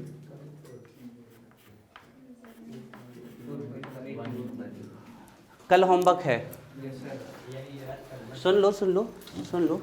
homework homework homework नहीं सुनने बेटा। 0.626 और 6.6 से 10^34 जूल सेकेंड, ये इनके पॉइंट थे। क्लियर है बात। इसके बाद बोहर्स ने बहुत इंपॉर्टेंट फार्मूले दिए थे सिर्फ 1 इलेक्ट्रॉन स्पीसीज के लिए, जिसके द्वारा आप रेडियस, वेलोसिटी एंड एनर्जी क्या कर सकते हैं, कैलकुलेट कर सकते हैं। उन फार्मूले को हम एक बार फिर से लिख देते हैं आपके सामने और फिर हम न्यूमेरिकल सॉल्व करने जा रहे हैं। थोड़े से कंक्लूजन भी लिखने हैं ना, ध्यान रखिएगा अच्छे से। एक कंक्लूजन कब काम आएंगे, ऑब्जेक्टिव को क्लियर करने में काम आएंगे। तो 5th नंबर का जो लास्ट पॉइंट था हमने इसमें लिखवाया था, उसमें था आपका कैलकुलेशन। ये फॉर्मूले कितने याद रखने हैं, ध्यान रखिए। Calculation of Bohr's, calculation of Bohr's, क्या क्या कैलकुलेट करना है बोहर्स की, radius, velocity and energy of electron calculate करनी है। लेकिन किस सेल में, nth orbit, n always integer value 1 2 3 4 5 6 7, ये ध्यान रखिए। For energy of electron for nth orbit, nth और ऑर्बिट के और नाम क्या हैं बिल्कुल पता होने चाहिए, एनर्जी लेवल, एनर्जी सेल। ठीक है, ये फॉर्मूले देखो जल्दी से यहाँ पर।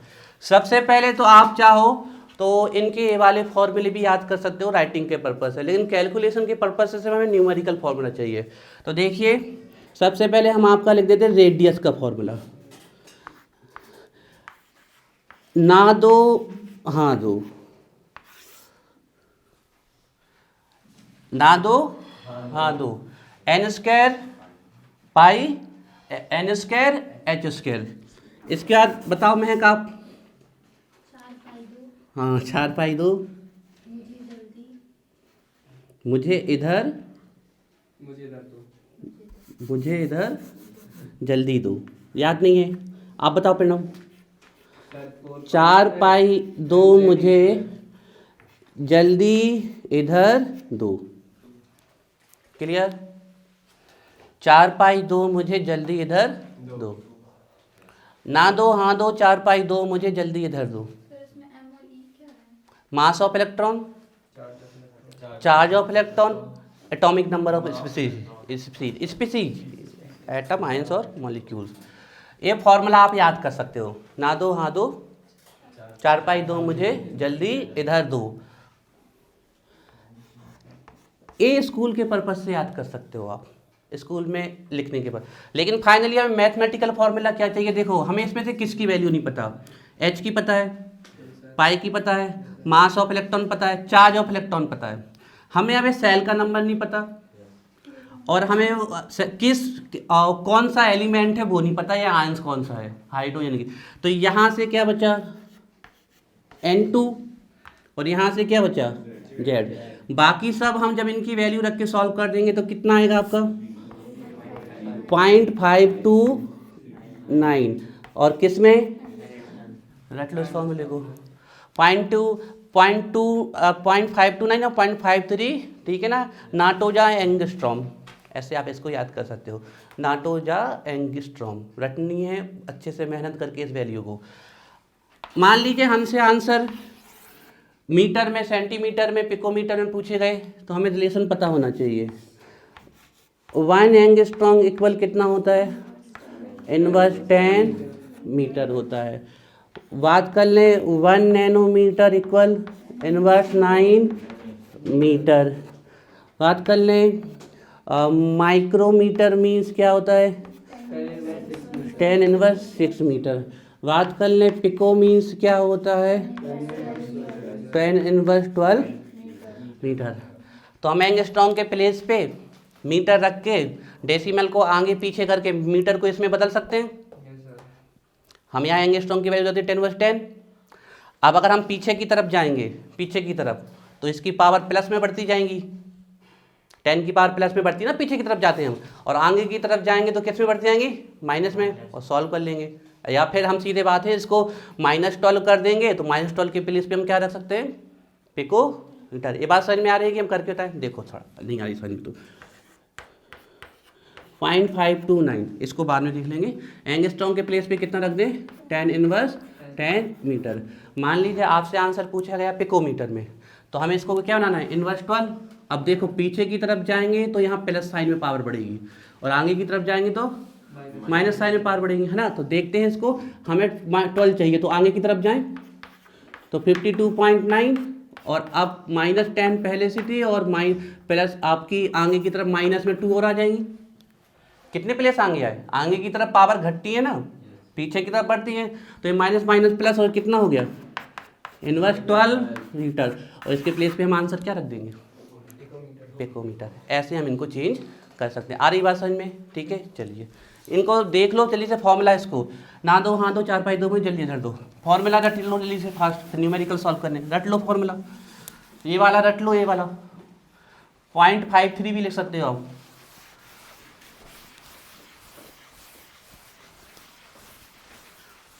हो गया सबको याद?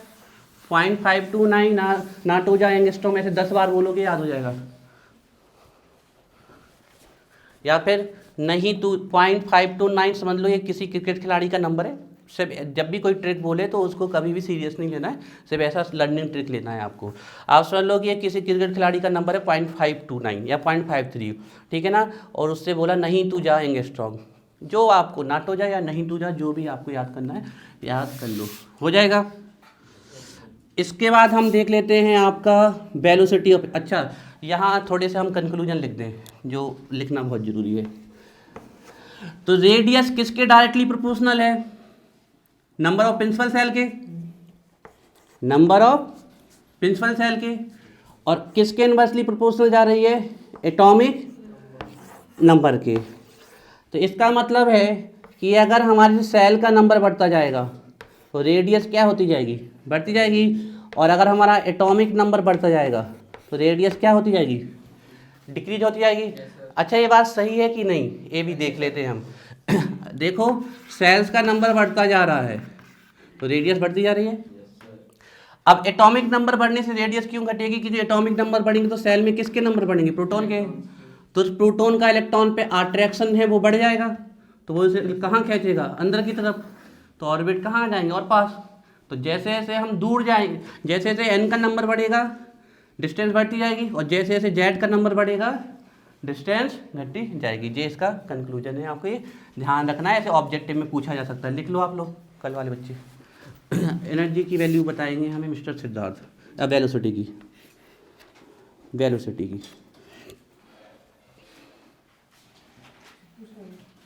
बोलो।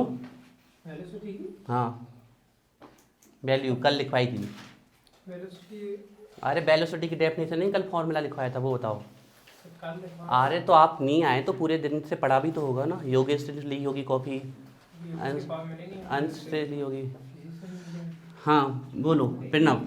2 pi z square हाँ 2 पाई z e square। जेड ई। अच्छा एक चीज़ कट कर लो, एम नहीं है वहाँ पर, एम काट दो। सर m नहीं तो नहीं है sir, 2 pi Z E square लिख दिया, ये sir upon n N H. सिफा एन काट दो, एम काट दो। 2 पाई जेड ई स्क्वायर बस लिखा है, 2 pi Z E square check करो, तो एम काटो ना। 2 पाई देखो एज अ ट्रिक लेना सिर्फ, देखो अरे क्वेश्चन भी सॉल्व करने हैं। तुझे पाया जो इस दुनिया में नमक हराम, ओनली एज अ ट्रिक। तुझे पाया जो इस दुनिया में नमक हराम, जे इसकी वैल्यू हो गई। राइम है, आप याद कर सकते हो। तुझे पाया जो इस दुनिया में नमक हराम, ठीक है ना। उसमें ना दो हाँ दो 4 पाई दो, मुझे जल्दी इधर दो, एज अ ट्रिक है। आ रही बात समझ में? इसको आप या फिर इसको ऐसे याद कर सकते थे कि उल्टा करो, इस वाले फॉर्मूले को उल्टा करो और इसकी पावर हटा दो, तो ये नीचे yes sir है ना। अब इससे क्या करना है, इससे 2 निकाल देना है और वो 2 यहाँ दे देना है और यहाँ दे देना है। 2 निकाल के वो 2 कहाँ दे देनी है, यहाँ और यहाँ। तो जैसे ही हमने इससे 2 निकाली तो यहाँ क्या बचा आपका 2 पाई, है ना, और ये स्क्वायर हटा देना है स्क्वायर। या समझ लो ये ऐसा करो कि यहाँ से 2 निकाल के इसको दे दो और यहाँ या 2 पाई जेड ई स्क्वायर, बस इतना ही करना है। रुक जाओ यहाँ से। अच्छा देखो इतना करना है सिर्फ, यहाँ से 2 हटा दो यहाँ से, और यहाँ से m हटा दो, और यहाँ से पावर, तो क्या बचेगा 2 पाई जेड ई स्क्वायर। यहाँ से 2 हटा दे और यहाँ से 2 हटा दे और m हटा दे, तो क्या बन जाएगा 2 पाई। ध्यान रखने के लिए, बाकी तुम ऐसे भी याद कर सकते हो, तुझे पाया जो इस दुनिया में नमक रहा, ऐसे याद कर सकते हो। लेकिन यहाँ पर सबसे बड़ा पता कन्फ्यूजन क्या होता है, रिवीजन करना पड़ेगा। तुझे पाया जो इस दुनिया में, जैसे ही मैं आता है तो m लिख जाता है वो। तुझे पाया जो इस दुनिया में, नहीं तो ऐसे बोलो तुझे पाया जो इस दुनिया से, क्योंकि मैं बोलते हो तो वो m लिख जाता है, तो फॉर्मूला गलत हो जाएगा फिर। हाँ दीपा वैल्यू बताओ। 2 पाई 18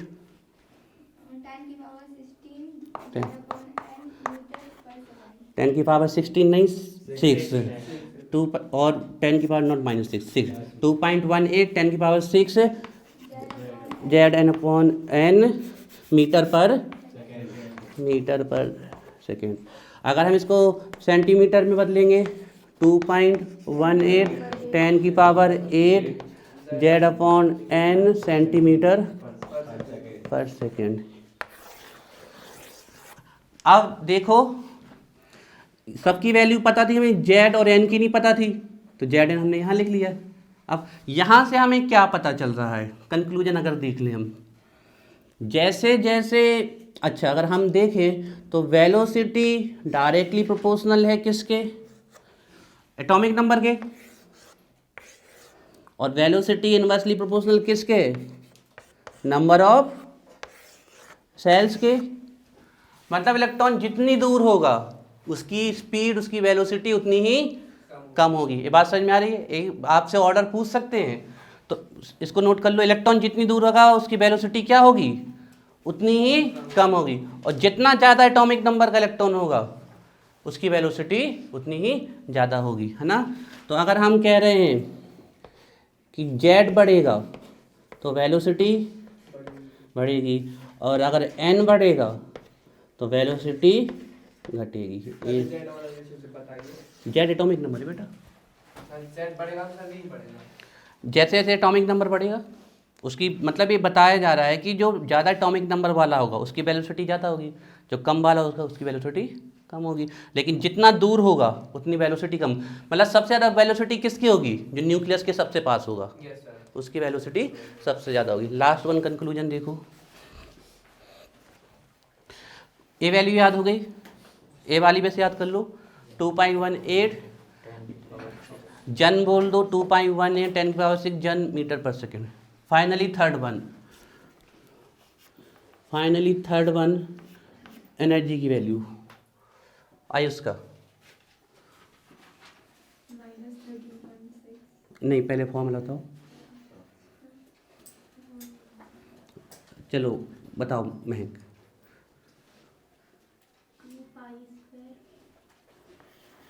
2 pi square M Z square E की पावर 4 कर लो, करेक्ट करो फॉर्मूले को। 2 pi square M Z square E की power 4। Sir Z E square नहीं लिख सकते? नहीं, नीचे क्या है, एन स्क्वायर, एच स्क्वायर। 2 पाए टूटे, इसको थोड़ा इसको मतलब लिखना वही है, हम सिर्फ ट्रिक बनाने के लिए ऐसा लिख दे रहे हैं, ठीक है। 2 पाए टूटे मेरी इस 4 पाई के, 2 पाए टूटे मेरी इस 4 पाई के, जल्दी दो नहीं दूंगा हाँ दूंगा, ऐसे आप इसको याद कर सकते हो, ट्रिक एज अ फॉर्म। 2 पाए टूटे मेरी इस 4 पाई के, जल्दी इधर दो नहीं दूंगा हाँ दूंगा। 2 पाए टूटे, 2 पाए मेरी, या टूटे नहीं बोलना है, ऐसे बोलो 2 पाए टूटे, हाँ टूटे बोलना है। 2 पाए टूटे मेरी इस 4 पाई के, जल्दी इधर दो, नहीं दूंगा, हाँ दूंगा, ठीक है। चलिए फाइनली वैल्यू बताइए हमें अंश एनर्जी की। हाँ -13.6 हाँ n² इलेक्ट्रॉन वोल्ट पर एटम। फॉर्मूले याद होने चाहिए जो कैलकुलेशन करने वाले हैं हम। अच्छा, अगर हमें इलेक्ट्रॉन वोल्ट को कैलोरी में ले जाना है, सॉरी इलेक्ट्रॉन वोल्ट को जूल में ले जाना है तो किससे मल्टीप्लाई करना पड़ेगा पूरे? 1.60 1.6 पे से याद कर लो, 2 to 10⁻19 जूल। और जूल में आने के बाद अगर हमें कैलोरी में ले जाना है तो 1 कैलोरी इक्वल कितना होता है? 4.18 जूल। 1 मिनट देते हैं हम आप लोगों को, ये फॉर्मूले रट लो, ये वाला और फिर हम खूब सारे इक्वेशन सॉल्व करते हैं। और ये वाला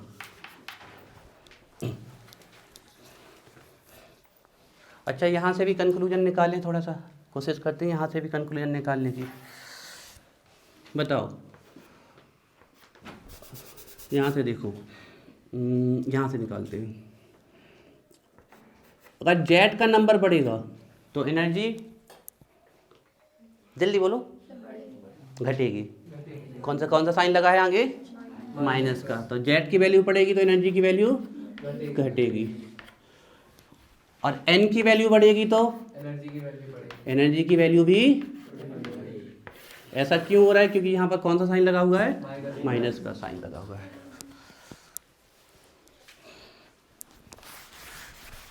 चलिए कल का क्वेश्चन बताओ, पहले उसको सॉल्व करें फिर और करते हैं। 2h+. चलिए क्वेश्चन ये था, हाँ बोल दो क्वेश्चन। हाँ 2He. HE + 2, Yes sir.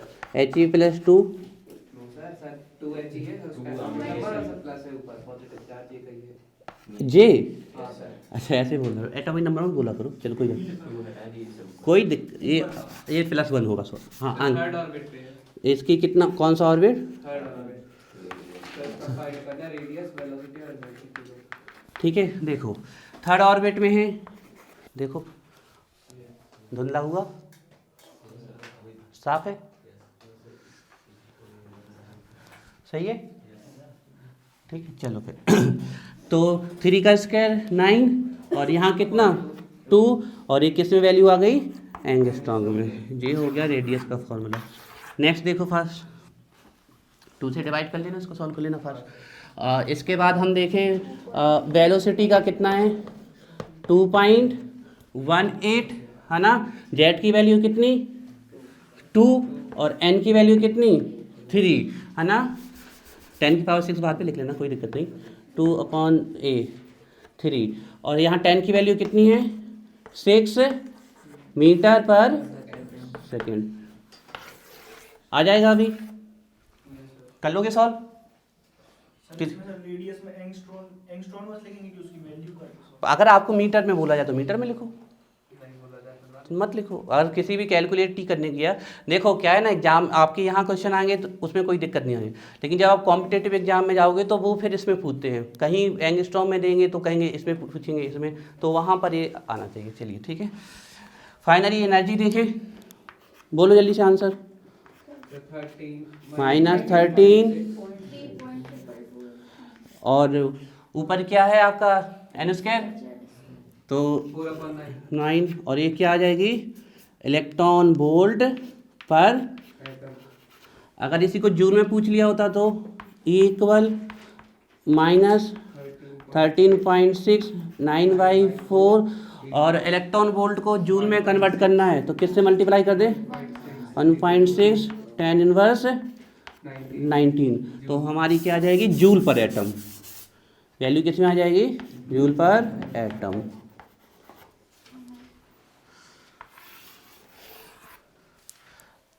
चलिए इसको लिखना हो तो लिख लो, नहीं तो दूसरा क्वेश्चन सॉल्व करो। सर एक और था इसके साथ। और क्या था? सब तो आ गए, रेडियस, वेलोसिटी, एनर्जी। सर एक और क्वेश्चन ठीक है छोड़ो उसको, कर लेना, हम थोड़े और अच्छे क्वेश्चन दे रहे हैं। सर 4 ऊपर नहीं आएगा सर? किस में? ऊपर के N square Z square Z square upon N square, energy की value Z square upon N square 4/9 4/9 Z square upon N square.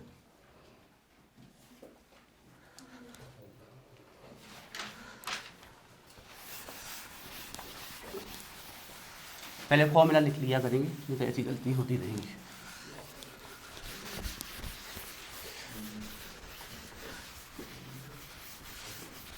जल्दी जल्दी कैलकुलेट करना है, जिसमें इसके सब न्यूमेरिकल आज करा दें हम। ठीक है, देखो, और जो CBSE बोर्ड वाले हैं वो न्यूमेरिकल पे बहुत ध्यान देना, आपके क्वेश्चन में न्यूमेरिकल्स आते हैं। आ रही बात समझ में? आप लोगों के में कम आते हैं, इनके में ज़्यादा आते हैं, ठीक है, तो इसलिए पूरे न्यूमेरिकल्स लगाना। क्वेश्चन है रेशियो निकालना है, रेशियो निकालना है। हीलियम, हाँ, helium +1 third orbit, helium +1 third orbit and lithium +2 second orbit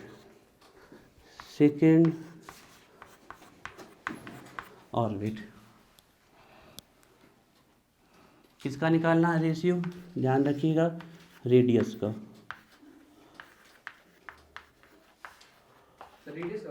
radius इसका। 1 मिनट देते हैं सॉल्व करने के लिए, कर लोगे तो ठीक, नहीं तो फिर हम करते हैं।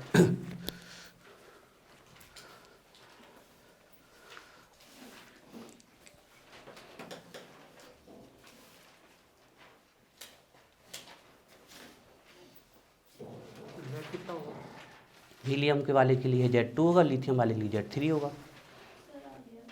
आ गया।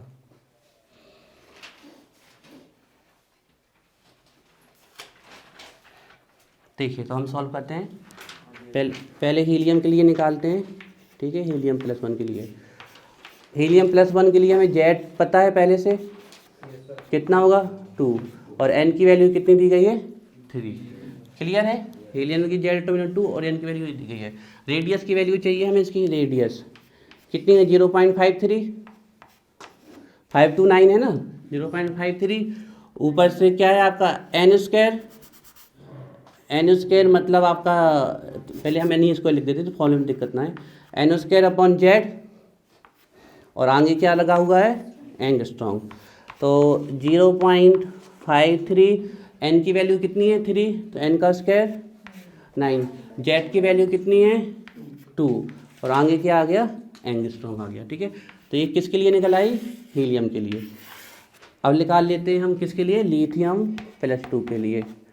लिथियम +2 के लिए Z कितना है इसके लिए 3, और N कितना है इसके लिए 2। ठीक है, समझ में आया कहाँ से लिखा हमने? Z कहाँ से लिखा? एटॉमिक नंबर से, और N कहाँ से आया? ऑर्बिट के नंबर से। वैल्यू निकाल दें। R 0.53 और ऊपर रहे आपका 2 का स्क्वायर 4, और इसका आप देखें तो Z कितना है इसका 3, और आगे कितना एंगस्ट्रॉम। ठीक है, तो इसको मान लेते हैं R1, इसकी रेडियस को, और इसकी को मान लेते हैं R2 लिथियम के। ठीक है, तो R1 अपॉन R2 सब कैंसिल हो जाएगा। यहाँ से क्या बचेगा 9/2, यहाँ से क्या बचेगा 4/3, तो 9/2 4/3 9/2 4/3, तो आपका देखिए 9 3 जा 27 और 2 4 जा 8, बस इतनी है। ये आ गया इसका रेशियो।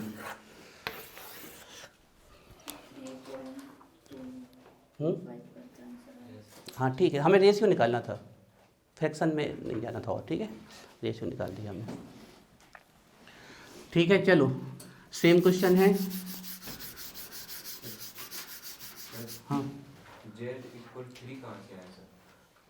एटॉमिक नंबर बेटा इसका, लिथियम का कितना होता है एटॉमिक नंबर जेड का मतलब atomic number, Z means atomic number. देखो समझ लेते हैं। ए होती है हमारी 5 to n/2। n इसके लिए कितना था, थर्ड ऑर्बिट, और हीलियम का एटॉमिक नंबर कितना होता है 2, हीलियम का एटॉमिक नंबर 2, तो n की वैल्यू रखी 3, 3 का स्क्वायर 9, Z2 रख दिया। इस वाले के केस में रखेंगे तो इसके लिए हम देखें n की वैल्यू कितनी दी गई थी हमें 2, तो 2 का स्क्वायर 4, और Z इसके लिए कितना होता है 3, यहाँ से 9/2, यहाँ से 4/3, 3 9 जा 27, 2 4 जा 8, ये हो गया। चलिए अब करिए, निकालना है आपको एनर्जी की, एनर्जी की निकालनी है सर इन्हीं के लिए हाँ इन्हीं के लिए। इसका सेकेंड ऑर्बिट और इसका थर्ड ऑर्बिट निकालो फास्ट, रेशियो ही निकालना है।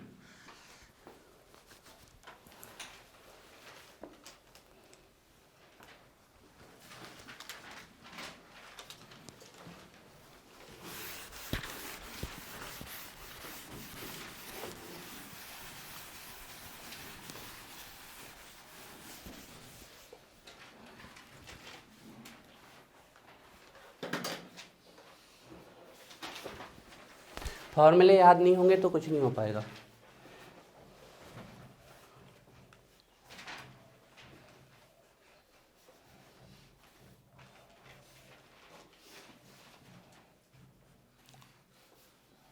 हो गया, रेशियो आ गया। इसमें दोनों में 2 का स्क्वायर करेंगे तो 4 से 4 कैंसिल हो जाएगा, दोनों में ही कट जाएंगे, 2 इसमें भी 3 का स्क्वायर है तो ये आएगा -38.6, दोनों को काट देंगे तो 1 आएगा। तो बना रहा है, देखते हैं बना रहा है, मतलब सब कैंसिल हो गया।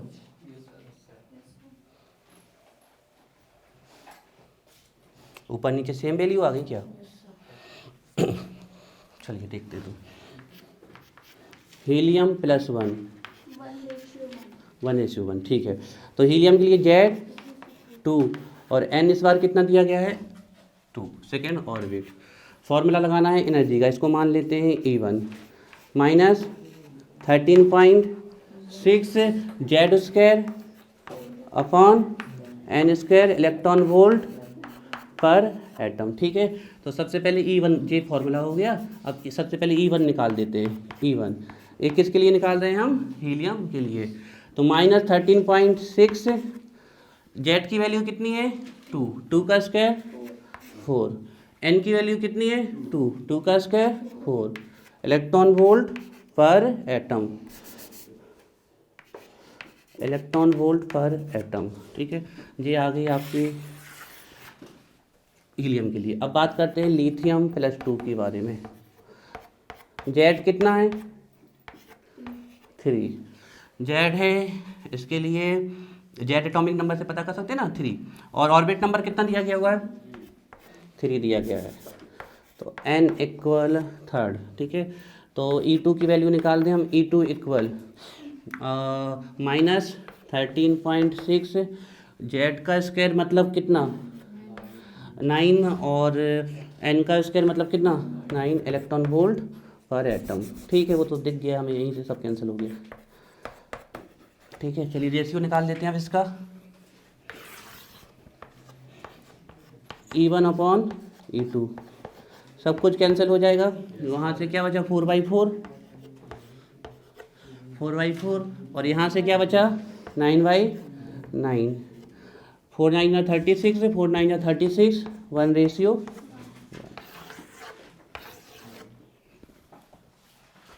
अब निकालो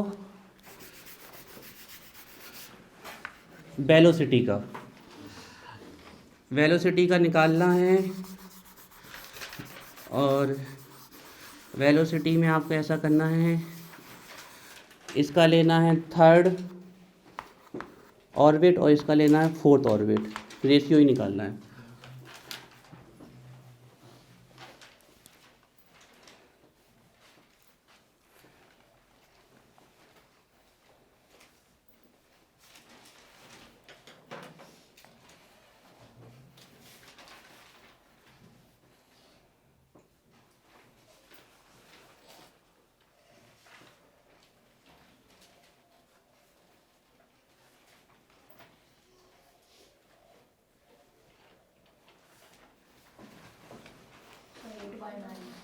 8/9 आ गया। ठीक, सिद्धार्थ बताओ वेलोसिटी का फॉर्मूला। अभी भी याद नहीं? नहीं वो नहीं बेटा, न्यूमेरिकल फॉर्मूला अच्छा वो डिस्प्लेसमेंट ना दो, हाँ दो तो इसमें था ही नहीं पहले। वेलोसिटी का फॉर्मूला बताओ जल्दी से। Displacement upon time. न्यूमेरिकल वाला पूछा ना आपने? अच्छा वैल्यू उसकी वो वैल्यू ही मालूम है। 1 मिनट दिए थे ना याद करने के लिए, नकल याद है मार्क्स में। दिमाग से ही निकल गया बेटा। ये कल नहीं आए उसका लॉस है। आ गया सबका, आ गया हो तो फिर हम दूसरा क्वेश्चन एक देखते मिनट बताइए। हैं। बताएंगे और अच्छे क्वेश्चन करते हैं। कोई किसी से ना बनाऊंगा तो कर दें हम। अब तो बन ही गया होगा। क्लियर है? बन गया सबसे?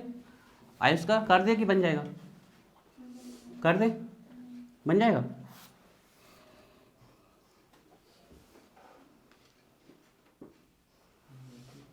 सब कैंसिल हो जाना है। जेड एन की वैल्यू इसमें बचेगी और जेड एन की वैल्यू इसमें बचेगी। इसमें जेड एन की वैल्यू आएगी आपकी 2/3 और इसमें आएगी 3/4। ठीक है, कर ले, ऐसे सॉल्व कर सकते हो। ठीक है, चलिए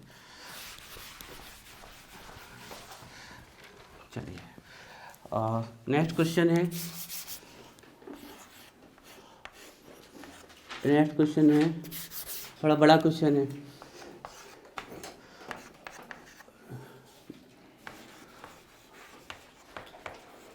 डिटरमाइन करना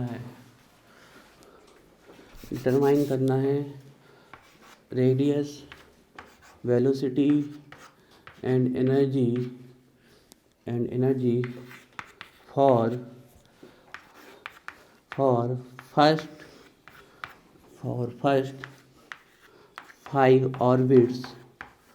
for first 5 orbits of hydrogen. Determine करना है radius, velocity and energy for first 5 orbits of hydrogen. है ना? तो जेड तो सबके लिए फिक्स हो गया, दैट इज 1। ठीक है, अभी सॉल्व नहीं करना है, इसकी एक टेबल बनानी है हमें। ठीक है, determine R V E for first 5 orbit of hydrogen. ठीक है,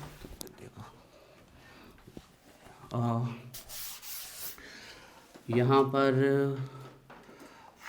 कॉलम बना रहे हैं हम। यहाँ आर की निकालेंगे, यहाँ वी की निकालेंगे, यहाँ ई की निकालेंगे और यहाँ पर कुछ हिंट लिखेंगे हम। यहाँ पर कुछ हिंट लिखेंगे। सर हम लोग कैसे बनाएं? हाँ ऐसे ही बनाना बेटा, बिल्कुल ऐसे ही, है ना? और यहाँ लिखेंगे ऑर्बिट्स का नंबर, एनर्जी सेल का नंबर। फास्ट कैलकुलेशन करने हो। ठीक है, तो रेडियस का न्यूमेरिकल फॉर्मूला लिख लें हम। कितना? 0.53 n² जेड एंगस्ट्रम। ठीक है, फॉर्मूला इज राइट। देख लिया करो, क्रॉस चेक, गलत तो नहीं है, सही है। चलिए वेलोसिटी का फॉर्मूला बता दो। 2.18 10⁻⁶ Z upon n metre per second.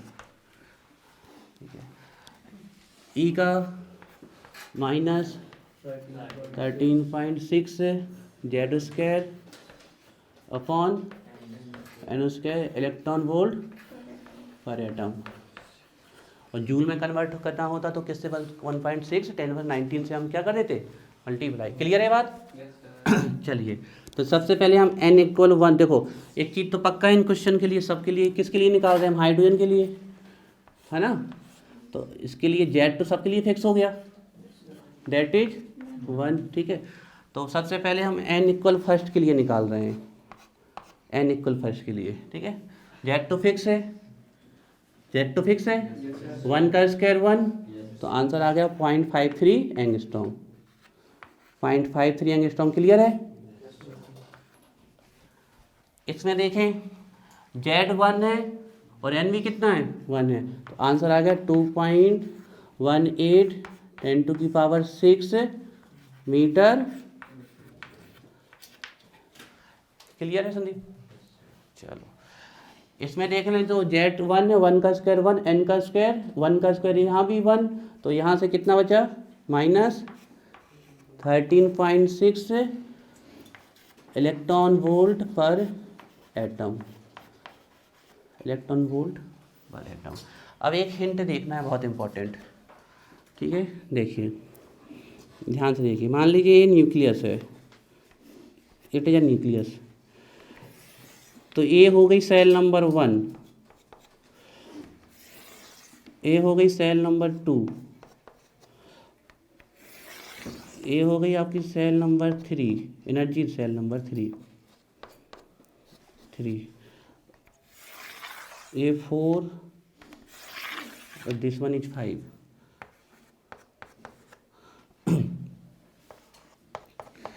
अब देखो एक बहुत इंपॉर्टेंट बात समझनी है।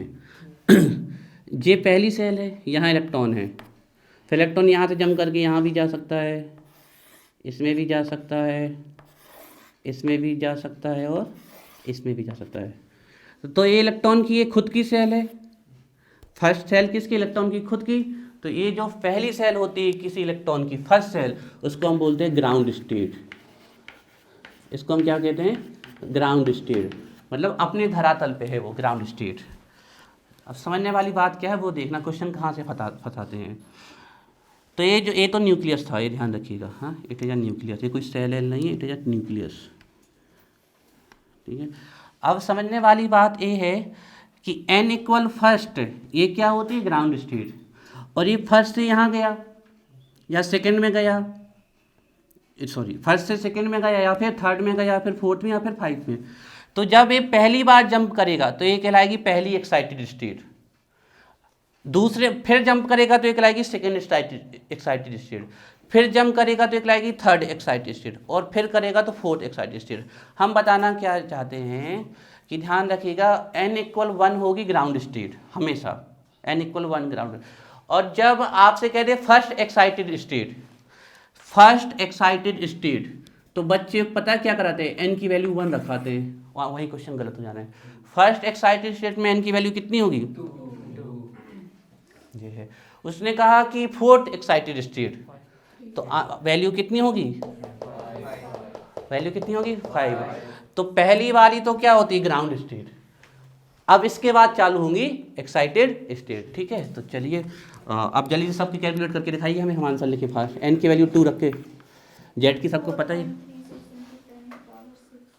इसका रेडियस फिर सब लोग निकालो। 1 पॉइंट, सब करो क्रॉस चेक, सही है कि गलत है। एंगस्ट्रॉम,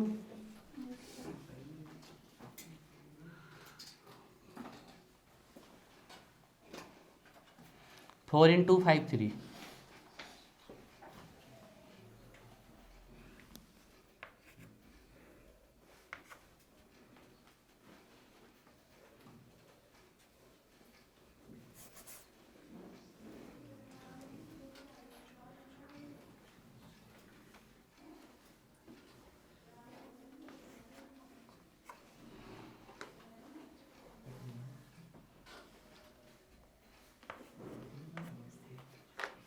टू 2.12 एंगस्ट्रॉम, ठीक है, सही है। बताओ जी, डाउट कहीं पूछो जल्दी से। ऐसे आया? हाँ, ये सबसे अच्छा क्वेश्चन था ना। देखो जेड की वैल्यू क्या है पता है? फिक्स है, कितनी है? 1। एन की वैल्यू कितनी है? 2। 2 का स्क्वायर 4, 4 से इसको मल्टीप्लाई करो, कितना? 2.12 एंगस्ट्रॉम। कोई बात नहीं, गलतियाँ होती है, कोई दिक्कत नहीं, कुछ जल्दीबाजी में हो जाती है, आराम से प्रैक्टिस करो, कोई दिक्कत नहीं।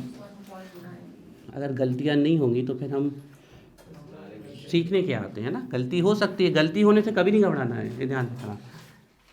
जब हम प्रयास करेंगे तो गलतियां होनी ही हैं, लेकिन उन गलतियों को धीरे धीरे कम करते करते हुए ख़त्म कर देना है। हाँ, अब बता दो इसका। 1.9 into 10 to the power 6. 1.09 1.09 power, बाकी सब सही है ना, उसी मीटर सेकेंड। क्रॉस चेक करते जाना सब लोग, जल्दी जल्दी वैल्यू निकाल दो सबकी। अब तो हम सब अब लिखते हैं, ये चेक करो महक 1.09, साथ ही चेक करो इसको फास्ट। हाँ, तो 1/2 आएगा नीचे तो उससे 2.18 काट देंगे तो यही है। सही सही है सर। सही सही है सर। हाँ 2/1 होगा सर। कहाँ 2/1, Z 1/2 होगा, ZY10 है तो 1/2 होगा। हाँ बताओ, इसकी बताओ फर्स्ट।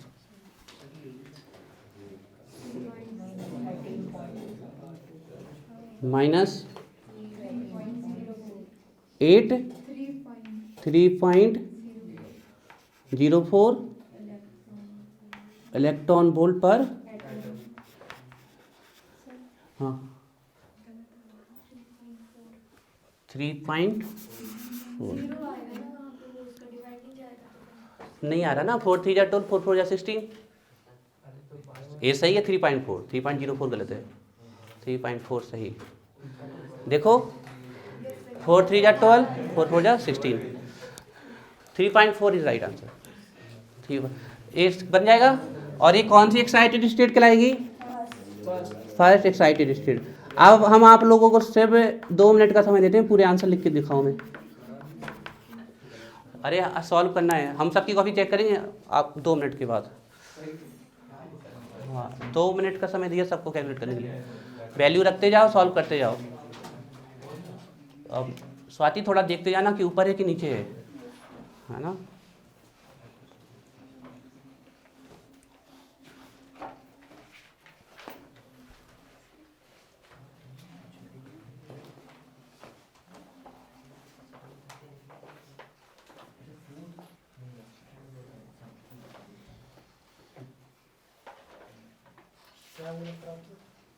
सबकी वैल्यू निकालो 5 तक,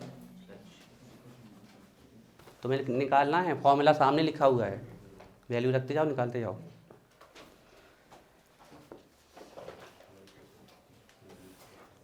तुम लोगों पे विश्वास करके लिख रहे हैं, गलत वैल्यू मत बताना।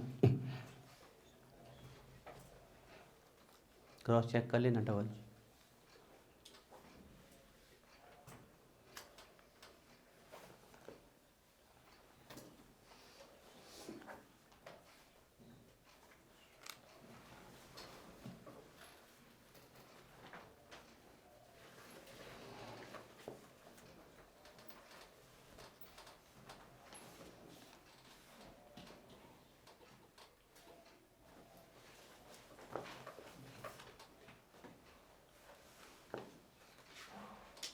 उसका 4.77 n = 3 के लिए 4.77। तो तुम 1 मिनट में से भी क्या सॉल्व किया इतना सा? सर बाकी कर 2 मिनट में पूरा करना है बेटा।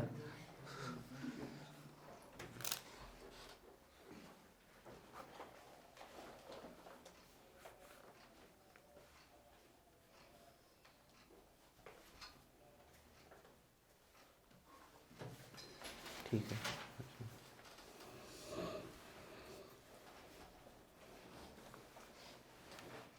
चलो अब कर लाओगे तो लो, हम नेक्स्ट क्वेश्चन कर रहे हैं। भर लोगे टेबल, टाइम वेस्ट नहीं कर रहे, सबकी टेबल भरी होनी चाहिए। ठीक है, हम नेक्स्ट क्वेश्चन दे रहे हैं, है ना, इसमें अब टाइम वेस्ट नहीं कर रहे हैं हम। ये बात समझ में आ गई कि ए वाली फर्स्ट एक्साइटेड स्टेट होगी, है ना, और सेकेंड एक्साइटेड स्टेट में एन की वैल्यू कितनी होगी? 3rd। सेकेंड में कितनी होगी? 3। एन की वैल्यू कितनी होगी? 3। ये ध्यान रखिएगा।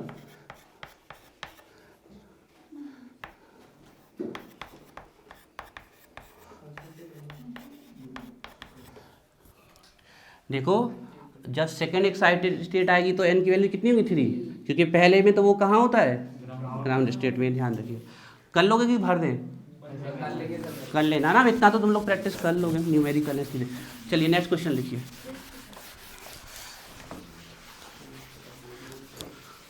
कभी कर लोगे? कर लेना, ठीक है, अच्छे से।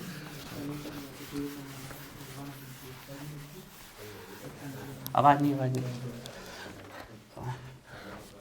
चलो नेक्स्ट क्वेश्चन लिखो, नेक्स्ट क्वेश्चन लिखो। हाँ जी जी, यहीं लगाना बेटा, हम लगाएंगे, आप भी लगाओ। डिटरमाइन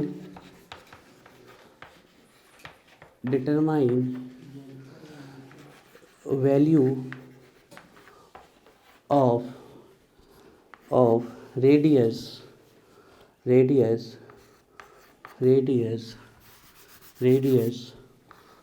of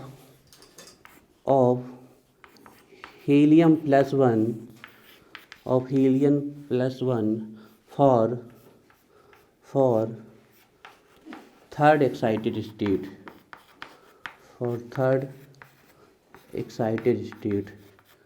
वो बच्चों जैसा सवाल है। इसमें जो एक कैच पॉइंट था वो, हाँ निकालो, वो यही था। यहाँ बच्चे गलत कराते हैं, तो ये हमने कैच पॉइंट आपको क्लियर ही कर दिया।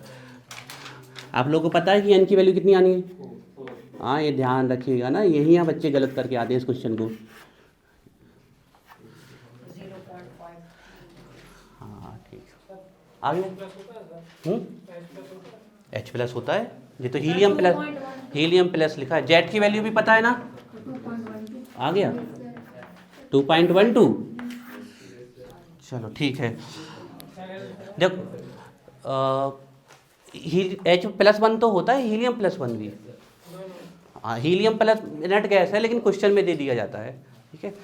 देखो हाँ, तो रेडियस का फॉर्मूला, अच्छा ओ सॉरी, फिर 0.53 नाटोजा एंगस्ट्रॉम, ठीक है, नाटोजा एंगस्ट्रॉम।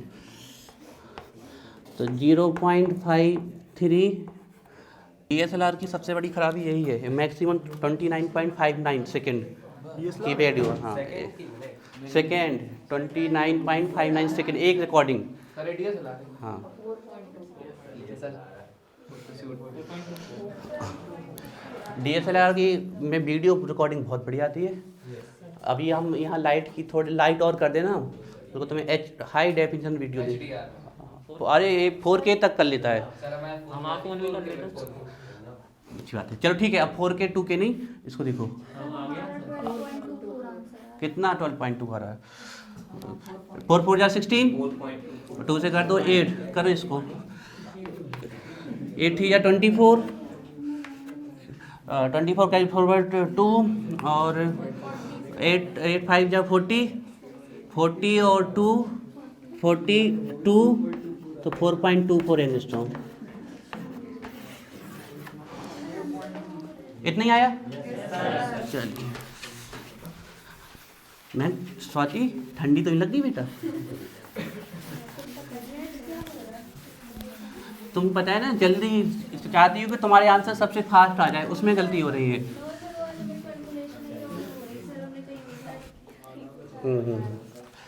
चलो चलो ठीक, आवाज़ नहीं प्लीज। क्वेश्चन लिखिए नेक्स्ट। एक क्वेश्चन और फिर घर के लिए होमवर्क, और कल से नया टॉपिक चालू। हाँ सर कल से नया टॉपिक। हाँ नया टॉपिक, हमें चैप्टर अगले 3-4 दिन में एंड करना है। एन इलेक्ट्रॉन जब, लेकिन एक बात ध्यान रखिएगा, चैप्टर खत्म करने का बात ये नहीं है लपेटना है। जब तक समझ में नहीं आए चैप्टर खत्म नहीं होना है, आप बार बार पूछिए, ठीक है। ये बात जब तक आप लोगों का खत्म नहीं हो जाए, समझ में ना आ जाए, तब तक पूछते रहना है। एन इलेक्ट्रॉन जम्प्स, अभी बेटा अभी, an electron jumps from first orbit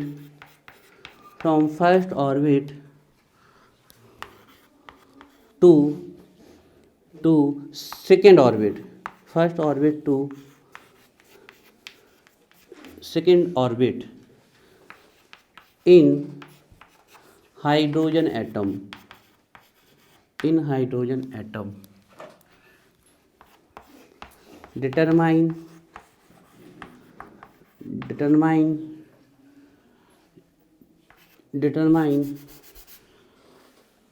energy difference, determine energy difference and wavelength, determine energy difference and wavelength, determine energy difference and wavelength। देखो जल्दी से, क्वेश्चन लिख गया?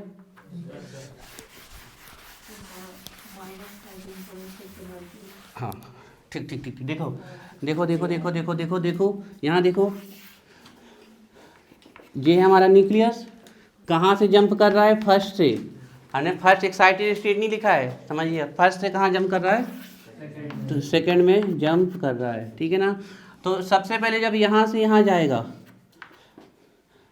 तो यहाँ एनर्जी कितनी है? E1, और यहाँ एनर्जी कितनी है? तो यहाँ से यहाँ तक जब जाएगा तो जो एनर्जी में चेंज आया वही एनर्जी डिफरेंस निकालना है। दूसरी बात, ये क्वेश्चन ऐसे भी बन सकता था कि determine the amount of energy by an electron want to jump from first energy level to second. एक क्वेश्चन ऐसे भी बन सकता था, ठीक है ना। तो अब हम निकाल लेते हैं, और किसके लिए है?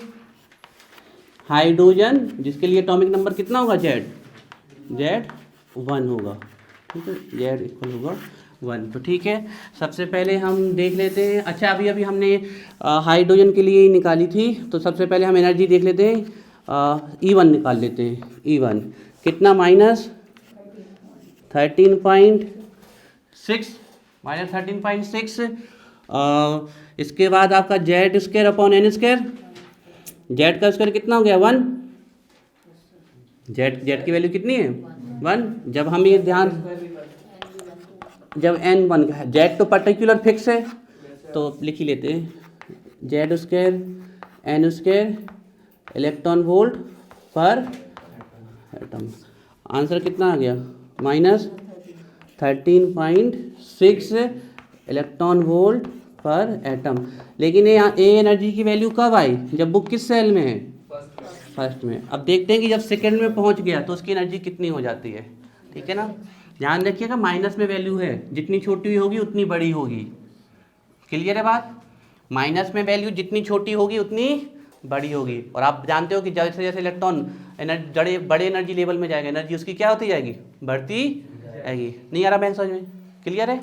तुम्हें नहीं आ रहा सिर्फ समझ में? आ रहा है समझ में? चलिए अब निकालते हैं, जब वो n=2 में पहुंच जाता है। n=2 अभी निकाली है हमने वैल्यू, थोड़ी देर पहले निकाली ना, वो जो बनाया था। तो E2 के लिए कितना आ जाएगा? -13.6। Z की वैल्यू तो कितनी है? 1 का स्क्वायर 1, और N का स्क्वायर कितना है? 2 का स्क्वायर 4 इलेक्ट्रॉन वोल्ट पर एटम। वैल्यू बताओ फास्ट कितनी आई? -3.4 इलेक्ट्रॉन वोल्ट पर एटम, इलेक्ट्रॉन वोल्ट पर एटम, है ना। तो इसका मतलब ये है कि जब यहाँ पर इलेक्ट्रॉन था तो इसकी एनर्जी कितनी थी? -13.6 इलेक्ट्रॉन वोल्ट पर एटम।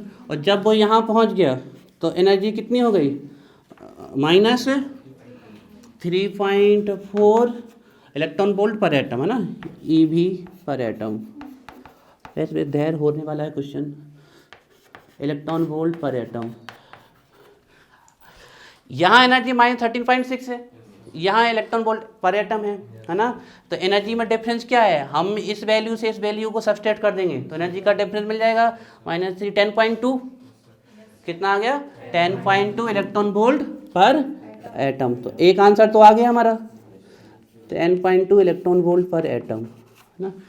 इसको सॉल्व कैसे किया होगा? सॉल्व ऐसे किया होगा, energy difference delta E equal final minus initial E2 minus E1, है ना। तो फाइनल कितनी है? -3.4 माइनस इनिशियल कितनी है 13 पॉइंट माइनस माइनस प्लस और अच्छा आंसर प्लस में आएगा ये है ना, ध्यान रखिए। तो माइनस माइनस प्लस और प्लस की 13.6 और माइनस की तो प्लस की 10.2 इलेक्ट्रॉन वोल्ट पर एटम। तो एक आंसर निकल गया, दूसरा चाहिए वेवलेंथ का। अच्छा तो इसका मतलब ये हुआ कि इलेक्ट्रॉन जब E1 में होगा तो एनर्जी इतनी होगी और E2 में होगा तो इतनी। तो आपसे पूछ ले कि E1 और E2 में एनर्जी होगी तो इतनी, या एनर्जी डिफरेंस पूछ लेगा तो इतना, या कितनी एनर्जी चाहिए यहाँ से यहाँ जाने के लिए, आंसर इतना। अब हम देखिए एक फॉर्मूला जानते हैं आपका E इक्वल होता है आपका अच्छा सुनो यहीं से कर लेते हैं, डेल्टा E इक्वल जो एनर्जी में चेंज आया वो कैसा E2 माइनस E1। अच्छा एनर्जी चाहे अब्जॉर्ब हो चाहे एमिट हो किसके फॉर्म में होगी, फोटोन के फॉर्म में होगी, है ना। तो यहाँ हम देख लें डेल्टा E इक्वल या E इक्वल देख लो, डेल्टा E इक्वल हाँ H न्यू इक्वल क्या होता है C अपॉन लैम्डा, न्यू की वैल्यू क्या होती है C अपॉन, फॉर्मूले याद नहीं है आवाज़ नहीं आती है, मिल जाएगा। सबकी वैल्यू पता हमें, इसकी पता है कितना है चेंज 10.2, H की पता है, C की पता है, वेवलेंथ निकाल लाओगे, नोट कर दो।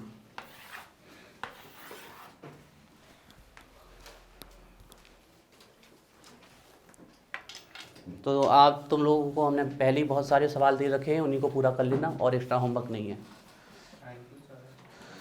ए रुक जा बेटा अर्जुन, वेवलेंथ निकाल लाओगे है ना, ये यहाँ आ जाएगा डेल्टा ई, यहाँ आ जाएगी डेल्टा ई की वैल्यू पता है 10.2 ठीक है। और इसको अगर जूल में ले जाना हो तो पता है 1.6 से कर देंगे, मल्टीप्लाई कर देंगे, है ना। सी की वैल्यू पता है 3 × 10⁸ मीटर पर सेकेंड, एच की पता है 6.6 10⁻34 जूल सेकेंड।